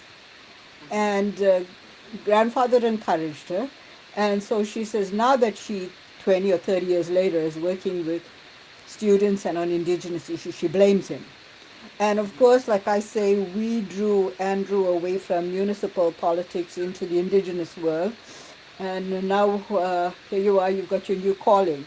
And so, let me explain to people. Okay, at Carleton University, well, when Grandfather Commander was still alive, maybe 2008 or 9, 2008, we were invited to the launch of um, an atlas at the Geomatics and Cartographic Research Center. Might have been Stephanie Pine's atlas or some work that was happening there. Anyway, that was when we began to understand the creation of this digital atlas platform that was being undertaken under the direction of Dr. Fraser Taylor, the Nunalik platform, a storytelling mapping platform to tell stories. And we thought in 2008 and 9 that this would be a good way for us to tell the Grandfather Commander story. And unfortunately, we were so busy. But at that stage, both of us were going to go to school. Both of us were, he and I were going to go and do our doctoral studies together. Unfortunately, we were so busy. And then he got ill, and then he died. And then, by chance, I ended up at Carleton and returned to school in 2012 to create this digital atlas. Of course, it's been a real challenge for me to do that because we've been so busy with many other things. And so it's only during this last winter, summer term, and now that I have a few students to help me. And in essence, what you are supposed to be doing is reading through our many articles and blogs and documents in our Circle of All Nations website and our Asanabka website to create tiny little summaries so that we can show people what information they can go and search into further. And we can locate it in our atlas. But you have actually brought a very creative new way to doing that summary for us through this visual presentation. So I must say you've done a great job to capture the Donald Marshall story for us here. And so do you have anything else you'd like to say about this? Thank you for having this opportunity just to showcase some of the work I'm trying to do. And I'm excited to read through more articles and journals. Thank you, Romola, for having me. Okay, well, let me just set your mind to work in case you want to work really hard over the next few weeks. Our next live video will be the 11th of November. It's Remembrance Day. It's the anniversary of Grandfather Commander's birthday. So here's the key into this story. We say he was born on the 11th of November in 1913 on the eve of the First World War. And his mother named him Ojigwanon, which means morning star, because the star was shining so brightly when he was born. And we say, or many people say, he was a shining light into a world that became increasingly dark during his own 100 years. And that, of course, means the World War I, the World War II, and then the endless stream of environmental and violence that has impacted all our lives, such that people like you know, children, youth born in the post 9/11, post 2001 9/11 era, and now also dealing with the COVID pandemic, are experiencing new levels of stress, distress, trauma, while we don't really recognize it. So with 2001 came in the energy of global violence and fear into all your lives. And now with COVID, it's become the environment and the health issues. So really, we feel, those of us who've been strengthened by the grandfather commander work, that we do need the spark of light to lead us into the future, um, and yeah, present some legacy of hope for the future. So thank you very much for the ongoing work that you'll be doing with us, and Thank you. those are your marching orders for the 11th of November. Okay. Get that imagination going, and we'll talk to you next week. And All yeah, right. join us for as much of the presentation and add comments if you fancy. But thank you for doing that. Regrets. All right. No problem. Okay, bye bye. Bye. Bye.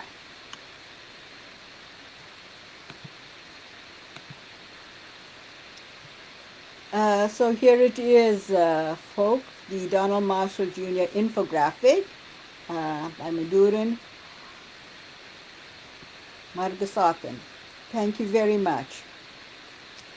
Okay.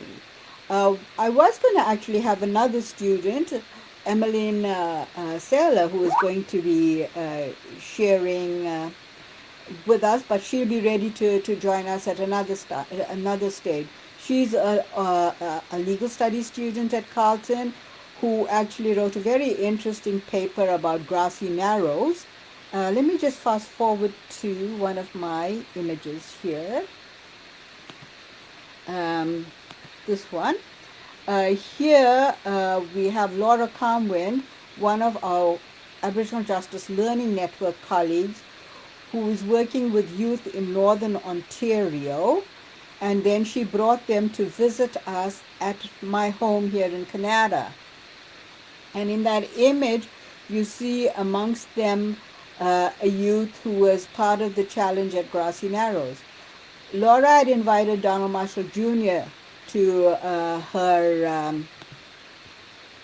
community, and that is one of the places he did his uh, workshops with youth to encourage them to find their own voice and their own strength. And then here were these kids who came to visit us, I don't know, a few years ago, maybe 2010, 8 or 10. And hey, I cooked deer meat for them, wild meat for them. They had never had that before.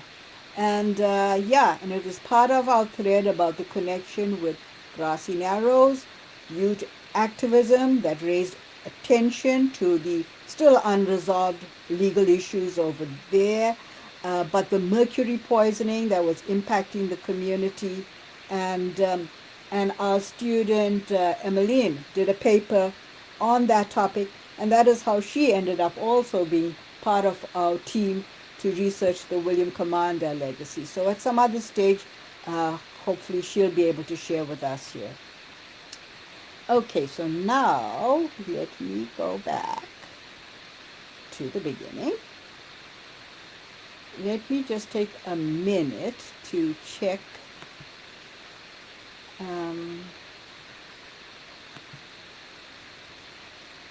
whether I see anybody wanting to talk.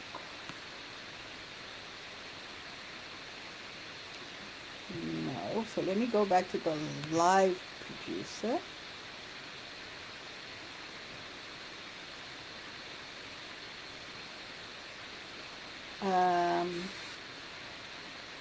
Is everything still going on fine? For good heavens.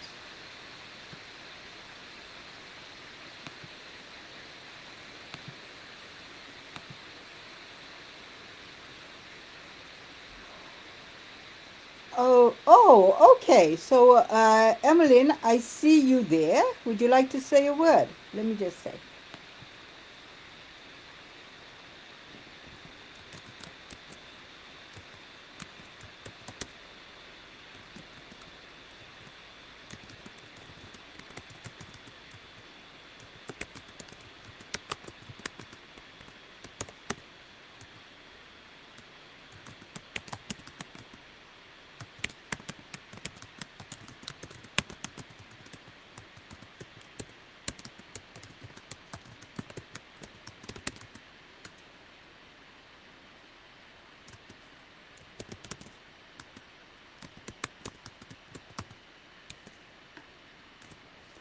Okay, so I'll see if Emmeline wants to join us and say something. But in the meanwhile, I am going now back to uh, our themes. Okay, so yeah, so uh,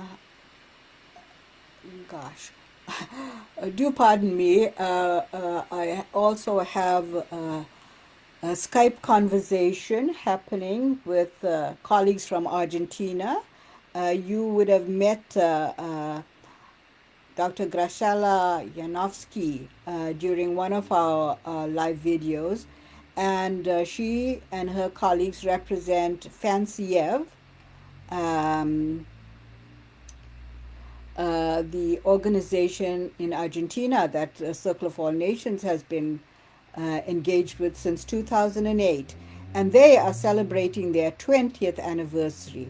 And so I created, oh gosh, this is not holding stable. I created a message for them, and they are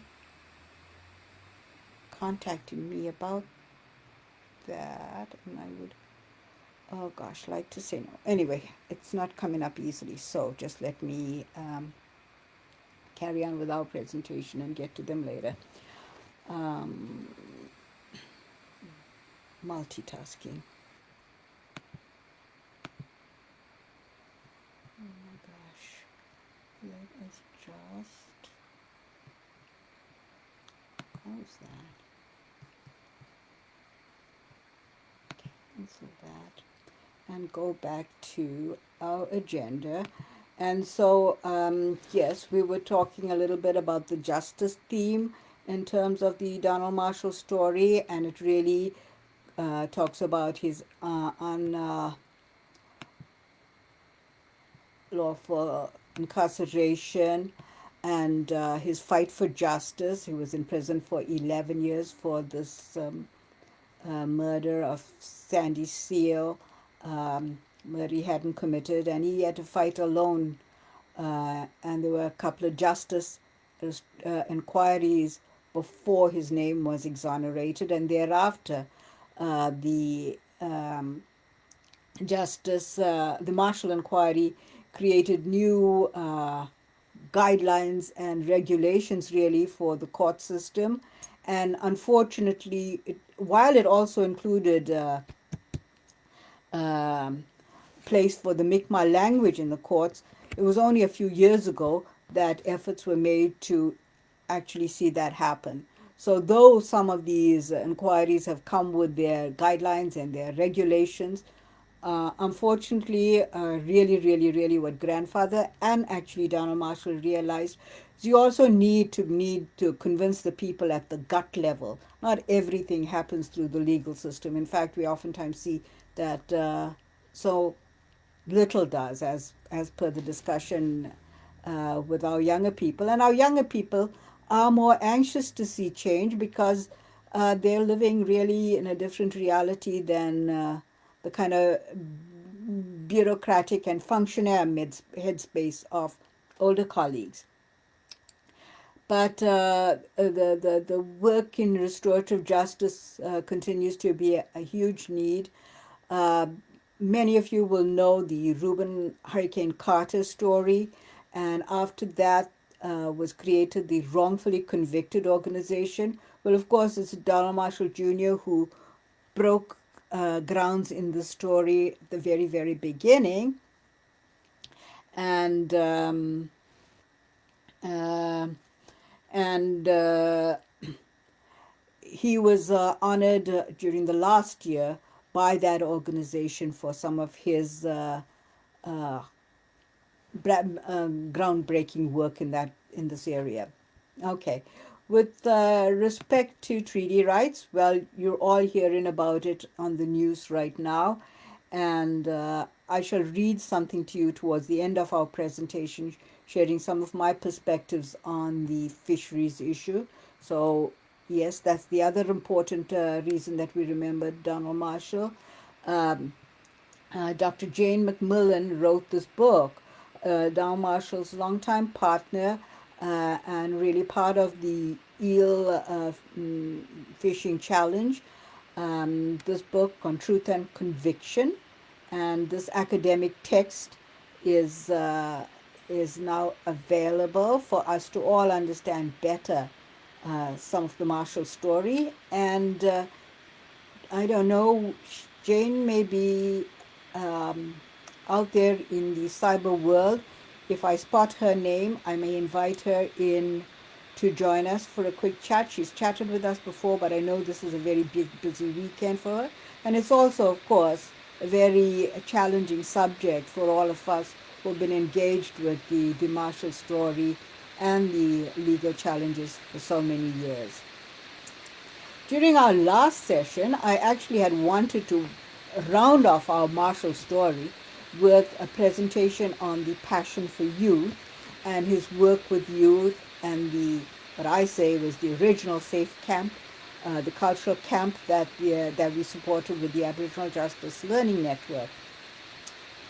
And we actually mentioned his children and his nephew in that documentary, and within a few days, it seemed like some fire had been ignited, because then the fisheries issue came forward, and now, as we've heard from Lee, we don't see these young people as young children anymore. They're activists taking on the ongoing struggle, really, of Indigenous peoples. But Donald Marshall's efforts were to promote racial harmony and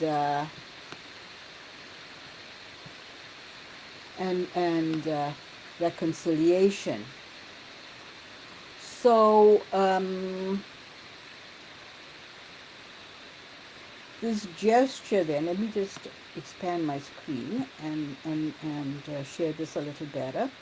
Of course, the gesture of reconciliation and peace building was a big statement about the leadership and character of Donald Marshall Jr.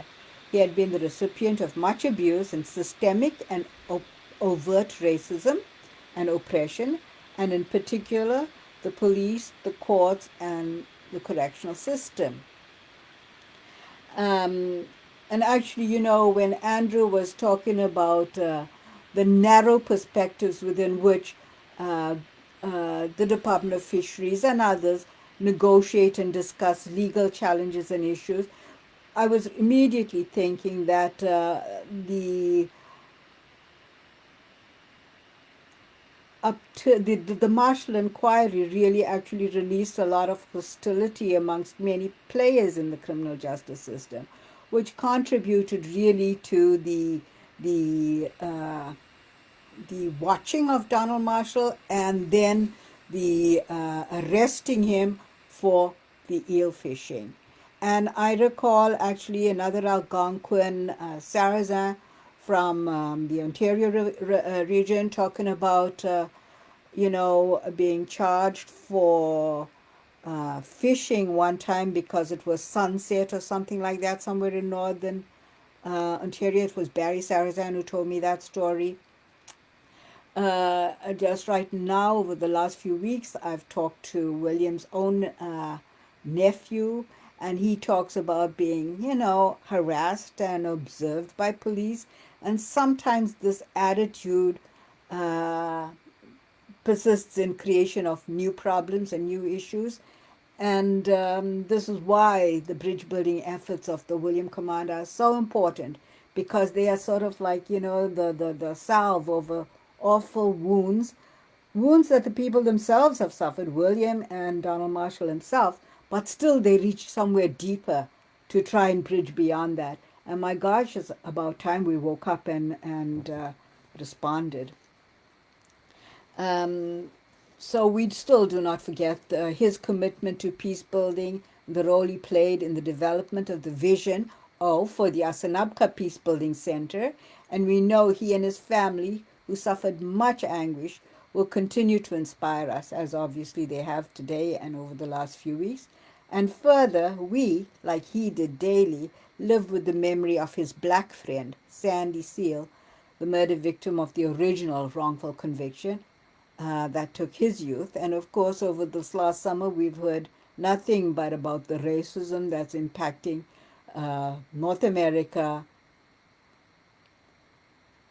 the United States, and also, yeah, here in Ottawa. Lots needs to be changed. And so, in terms of the context of that reconciliation work, we've talked about our students and their efforts.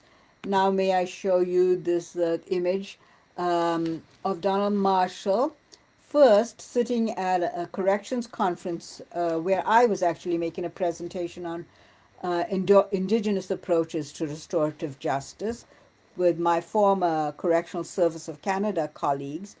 And it was, and Grandfather Commander did the opening prayer for that, but it was only after this event, which happened actually in Nova Scotia, that I realized how difficult, how painful it was for Junior to be re-engaging with some of those people, though correctional services eventually became a partner supporting his work with his cultural camps. But here in this image is one of our parole board members from Saskatchewan. No, he actually lived in BC, Boucher, Métis parole board member. It just makes me think one of the other people with our Aboriginal Justice Learning Network, who Donald Marshall would have met in Winnipeg, was another Métis parole board member, Dorothy Betts. And she used to sit through the parole hearings knitting like Madame Defarge in Charles Dickens' book. Uh, and through that process, listened to the inmates and gauged how ready they were for release. She was really rather an amazing woman. I remember her from, Grierson Center, it used to be called, in Alberta. So then we move on to other threads in the Marshall story of racial harmony and peace building.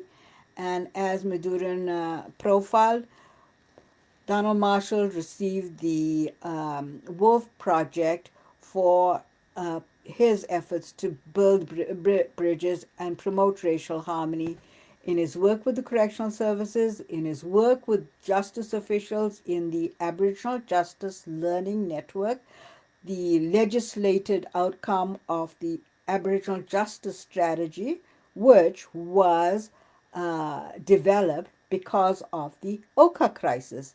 And you may recall earlier I've described this current fisheries crisis is raising the same kind of energies as the Oka crisis. Um, and yeah, it's ironic that really this is now the new face of the October crisis. And and of course, when I came to Canada in 1970, it was the time of the October crisis. Interesting. So here then is an image of Donald Marshall Jr., the former Governor General Adrian Clarkson, joined us at the Circle of All Nations Millennium Peace Gathering, and it was on that occasion that Donald Marshall Jr. received his Wolf Project Award. And the Wolf Project is about dignifying each other as one race, the human race. And Chief Arvel Lukenhorst is another Indigenous recipient of the Wolf Project, as was Grandfather William Commander. But Grandfather William Commander also became special advisor of that project. He, together with very special lady, B. B. McTavish, and they guided and supported this effort at bridge building. Uh, Julia also joined us with some of our work to promote stewardship of the environment, and here he and William were part of the Boreal Rendezvous launch with the David Suzuki Foundation in Toronto.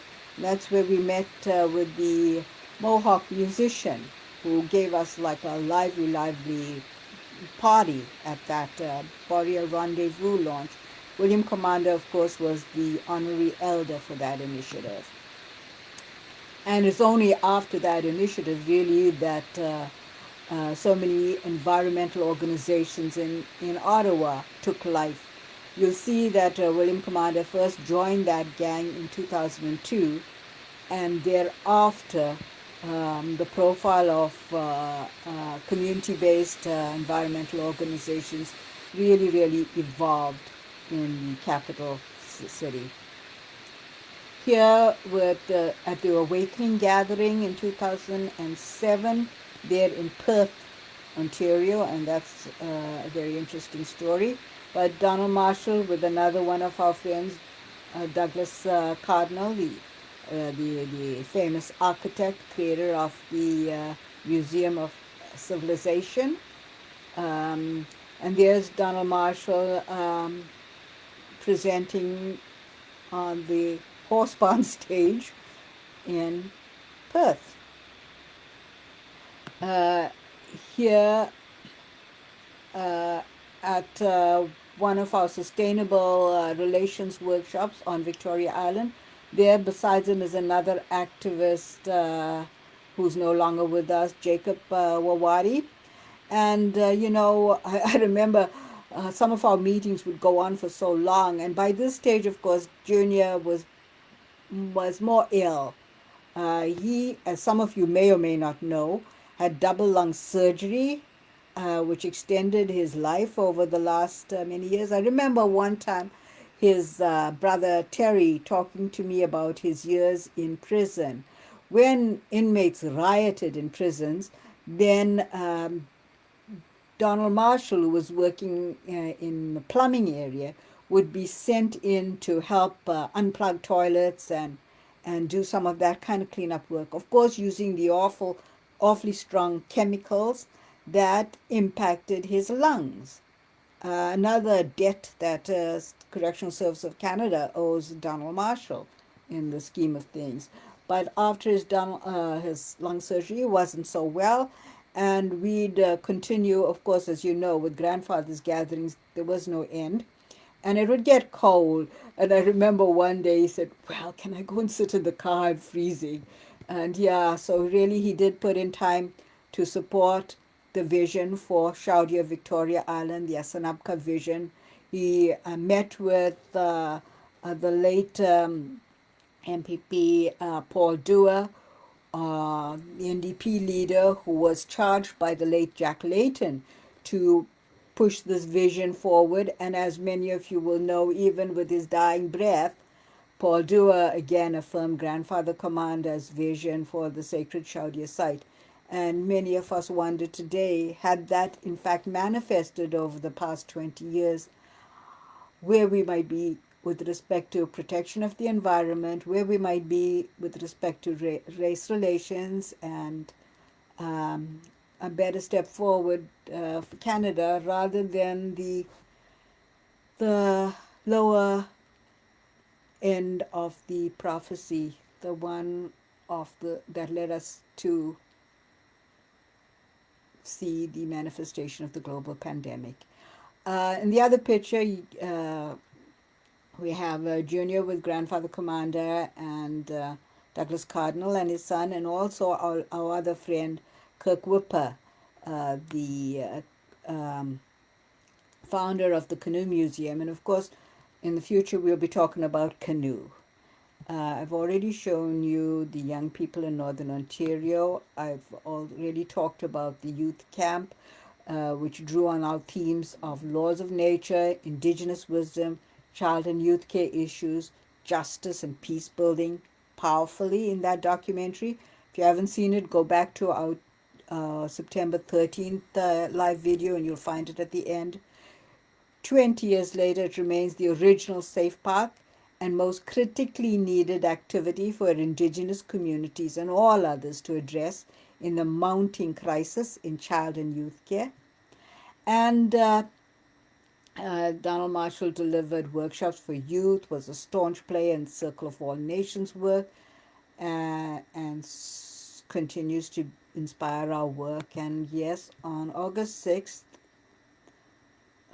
the anniversary of my arrival in Canada, by the way, Donald Marshall passed on to the other world, but remains, of course, very vibrant part of our world today. And so there are multiple memorials and tributes to his work and efforts. And we hosted a memorial gathering at Victoria Island. The late AFN chief Sean Atleo joined us. Vern Harper, the elder from Saskatchewan, Métis elder, and then a very special moment. It's actually our Wolf Award director, Ray Sundstrom, who's holding this marvelous umbrella over Grandfather Commander because the sun was so hot. But the intriguing thing was I knew because I saw that amazing umbrella that Donald Marshall's energy was very much with us because this is a gift he and Colleen presented me with after they were here in Ottawa at one stage. The same artist's work is revealed in this umbrella. And whose umbrella was it? Well, it was the umbrella of our very, very special late friend, Pearl Brandt. Pearl Brandt used to join us at our circle gatherings, and soon we shall have a moment to celebrate his teachings with us. But he died just a few months ago, but was a very, very special part of our work. In fact, I think he introduced Grandfather William Commander to Vern Harper at an event in Algonquin College. And Vern Harper gave Grandfather Commander a turquoise ring of one of the Indigenous elders from the West. Gee. I won't mention that now, but there was another special thread of the connection between folk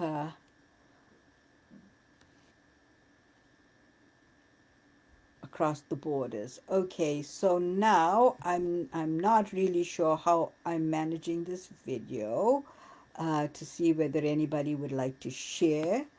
And it's not exactly easy because I have to create 2 video spaces in order to do that. Well, what I'm going to do right now is actually share my thoughts on the fisheries crisis. I wrote this as a Facebook post on October 19th, 2020. And of course, the issue has just been escalating since then.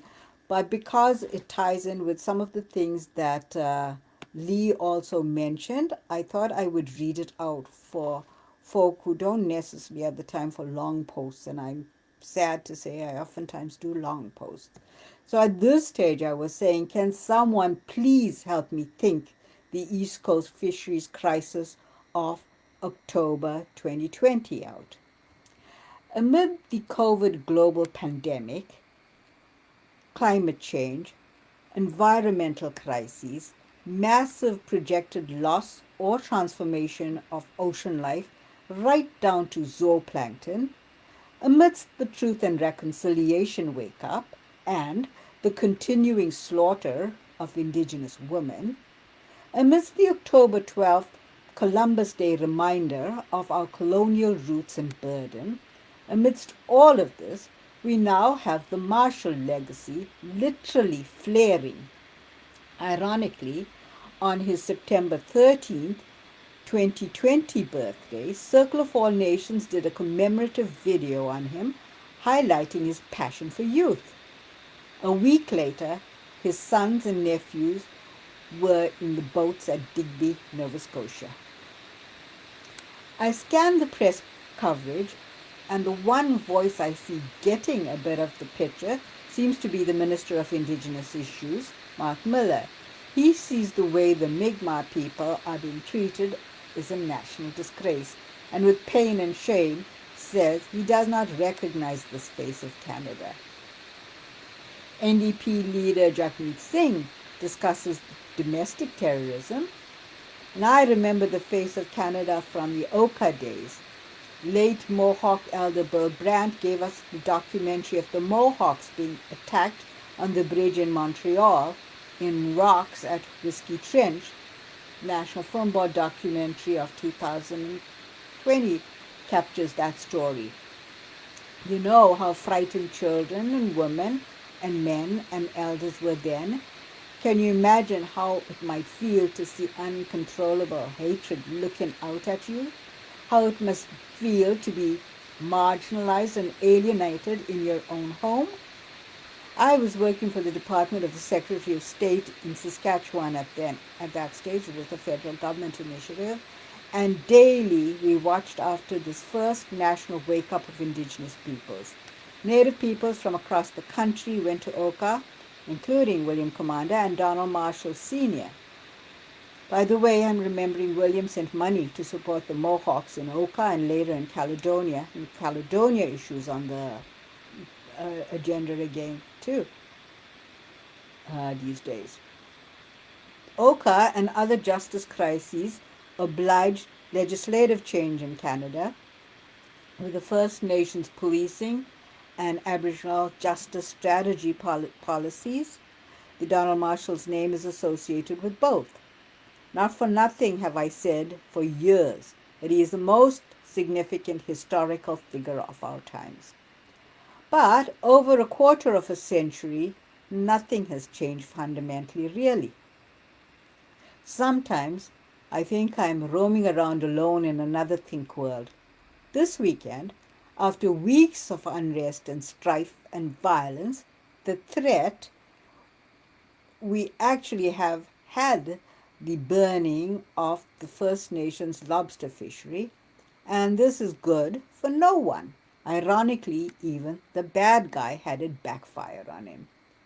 The union leader is apparently trapped between extreme voices among the same commercial fishermen who voted in him as leader and reasonable discussions with some native voices, including the chiefs, created tensions.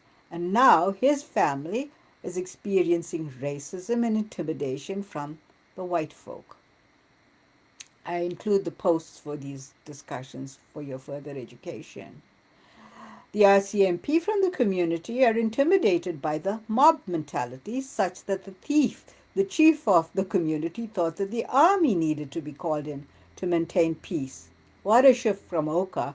And frankly, the other issue that's on the discussion table for today, the October crisis and the moment when Canada first called in the army. It seems that a handful of folk with big boats are holding all ransom in the East Coast and stirring up strife, racism, violence, and yes, shame. As for government, well, the Premier, no matter how well-meaning he might be with his negotiation strategy, does not get it that this is a nation-to-nation issue. And just what is the federal government doing but letting nastiness flare up once again? Once out of the box, it is difficult to pack certain things away again. Beyond Oka and the justice inquiries, have we not already had Gustafson Lake, Ippawash, Haida, Chief Spence's 2012 hunger strike on Victoria Island, and more? Have we not had quite a few years since the Confederation of 1867 when, as William Commander says it in his documentaries, the mannequins divided my country without my permission, gave the provinces and my grand natural resources away, and put us into residential schools and left us to deal with the challenges presented to us by our colonial history. But even the media can't see the picture for what it is. All this is happening despite the science that notes that the comparably minuscule Mi'kmaq fishing will not impact lobster stocks and conservation whatsoever. So I thought this one through in the context of William Commander's historical words about equitable sharing of the three-figure wampum belt, and decided to reconfigure things beyond the legal parameters of the moderate living legal ruling. So these are the rough figures I Googled and approximated. There are under a million people in Nova Scotia, 979,000, and about 50 are Aboriginal. That is about 5.7% of the population. And over 51,000 Nova Scotians identify as Aboriginal, says StatsCan, making for that percentage of the population. But not all Nova Scotians and not all First Peoples are fishing. The commercial fishermen have 200,000 lobster traps, and the Mi'kmaq 350 to maybe 500 lobster traps maximum.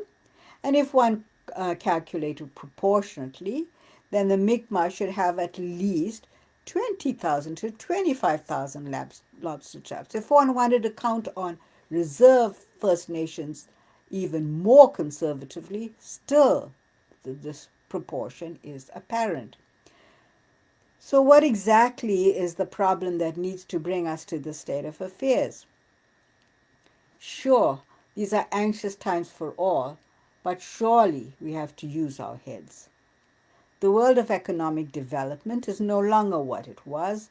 All the world over, we have exploited natural resources to the near breaking point, and we surely all need to look deeply into what might sustain us into the future. Nature is warning us that the mindless commodification of life will cost us. Check out the documentary Blue and see how commercial fishing, satellite mapping, and mechanical nets are wiping out entire schools and generations of fish and depleting the oceans. Donald Marshall's people used to eat eel. Eel triggered the Marshall decision. Eel has been depleted almost to the point of extinction. If anyone should be eating lobster now, it should be the people for whom the food from the natural world meant life. Lobster is telling us something. Pray we move back to the spirit of sharing of the three-figure wampum belt and let Donald Marshall's tremendous sacrifice lead us beyond the baffle-gab, pettiness, limitations, and injustice of the present moment, and aspire collectively for something more worthy of us all as Canadians. Miigwech, that was my post from October 19th, and of course much has happened since then. Amongst the things that have happened with me has been a phone conversation with a friend from New Brunswick, a French friend who's not exactly linked with the indigenous story, but comes from a little fishing village in New Brunswick. And he said, there's an attitude among some of the fishermen where the concept of sharing really isn't a part of their headspaces and their energies. And, perhaps people didn't understand really the complications that were going to erupt from this. And William Commander always reached out in friendship to give people a chance to see the bigger picture, to reflect seriously, to acknowledge where we sometimes make the wrong moves, and then find the better ways forward.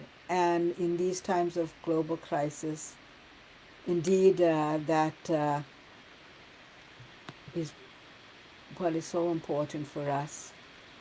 I'm going to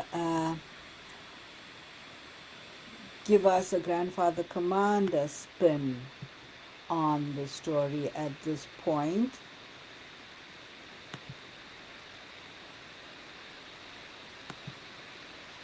By going to this piece of music done to Grandfather Commander Woods by Kevin Chief and his friends. 2 times, second time he came with 17 ships, soldiers, start killing Indians. He came for gold.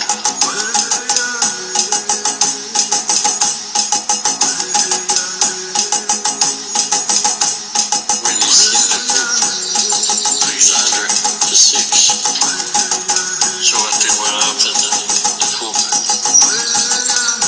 told him we were not Christians. No harm to kill them for gold, to kill us for gold.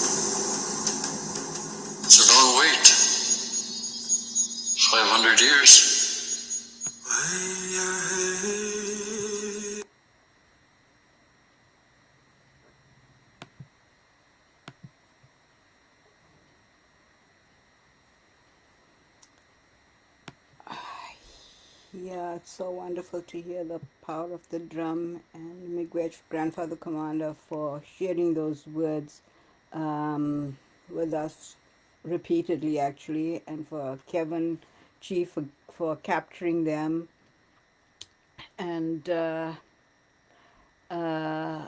helping us show our non-indigenous colleagues really the fact that indigenous peoples have a very, very profound and strong understanding of their histories over hundreds, if not thousands of years.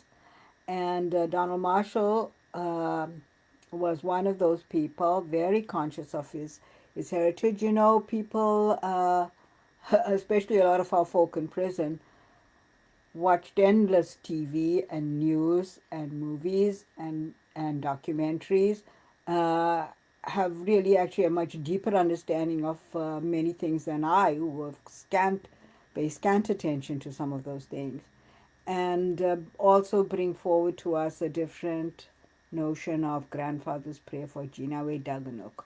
We're all connected as much with each other as with all elements of life. I'm going to show you a few more photos that I just spotted.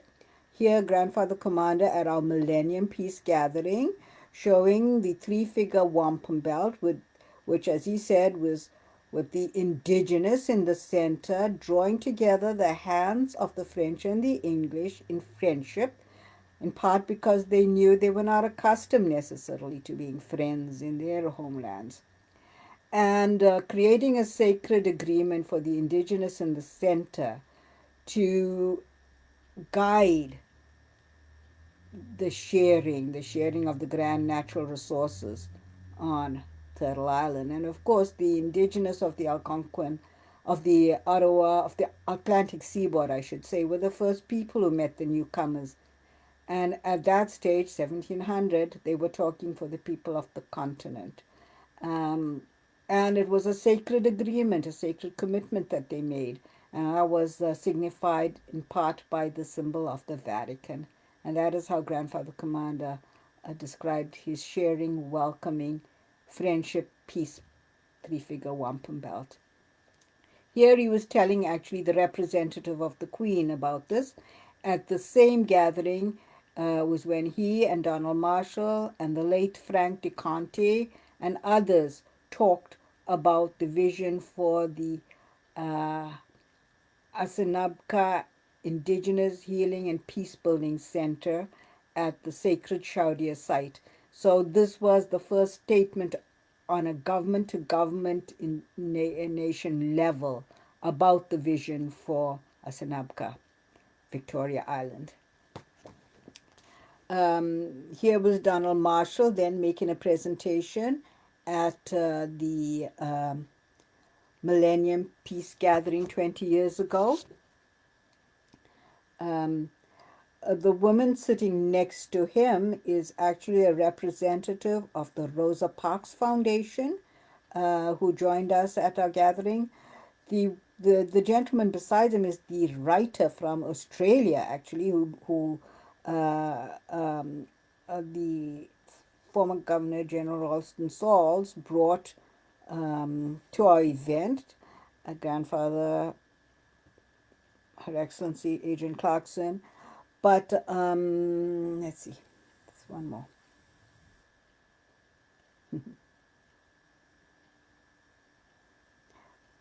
That's my sister Zenny next to her, and then Emery, the son-in-law of Hopi elder Martin Gashwasioma. Late Hopi elder Martin Gashwasioma was at our Millennium Peace Gathering, and here's an image of him with Donald Marshall at that event, there on Nepean Point. Here is Donald Marshall Jr. with Frida Enns and Jane McMillan, who wrote that book, and Frida Enns' daughter Juanita, one of the youth representatives who also joined us at the Winnipeg conference. Yeah, to demonstrate how indigenous youth uh, are also deprived of some of their parents' time and energy when they are endlessly engaged in struggling with these issues. Here is Heather with the Wolf Project, and in the center, Raymond Sundstrom. Raymond Sundstrom was in part responsible for the presentation of the Wolf Project to Donald Marshall Jr. He actually found Professor Don Claremont, who actually made the nomination for Junior. Claremont was part of the Marshall Inquiry those many, many years ago. Uh, it's an interesting thread in terms of the endless connections, though. Dr. Claremont also supervised Lesra Martin, who was the person who was engaged in the securing of the freedom of Reuben Hurricane Carter. Now, everything is connected in such amazing ways. Here is Donald Marshall Jr. with some of our colleagues from South America, and they did an amazing fire ceremony on Nepean Point and planted really the indigenous prayer there. And here's Junior with them. And I think I've already shown you this one. Okay, so much for the photographs. I am just about ready to end our presentation for today. As we always say with the Circle of All Nations,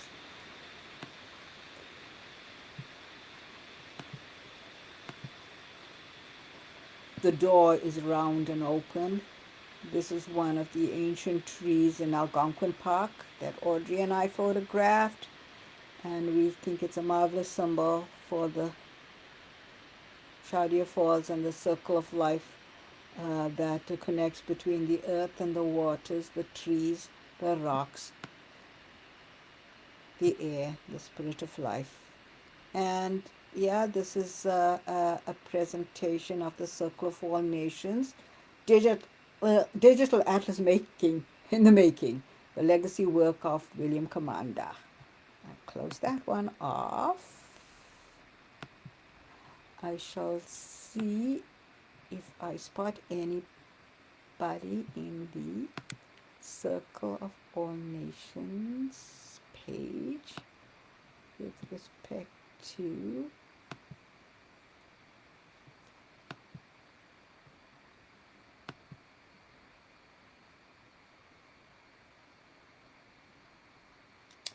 messages.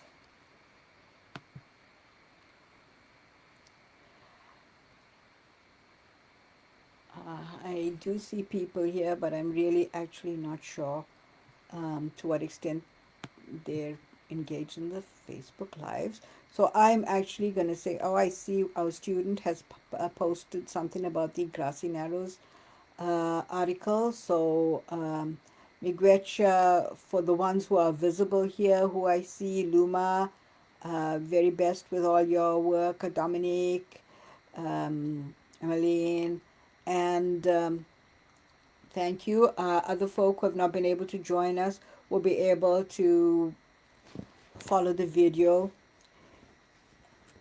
Miigwech, now as you move on to other Halloween activities, very best for the fall, and we'll hope to see you on November 11th when we will celebrate grandfather's birthday and his ongoing legacy. Miigwech, bye-bye. Thank you. Thank you.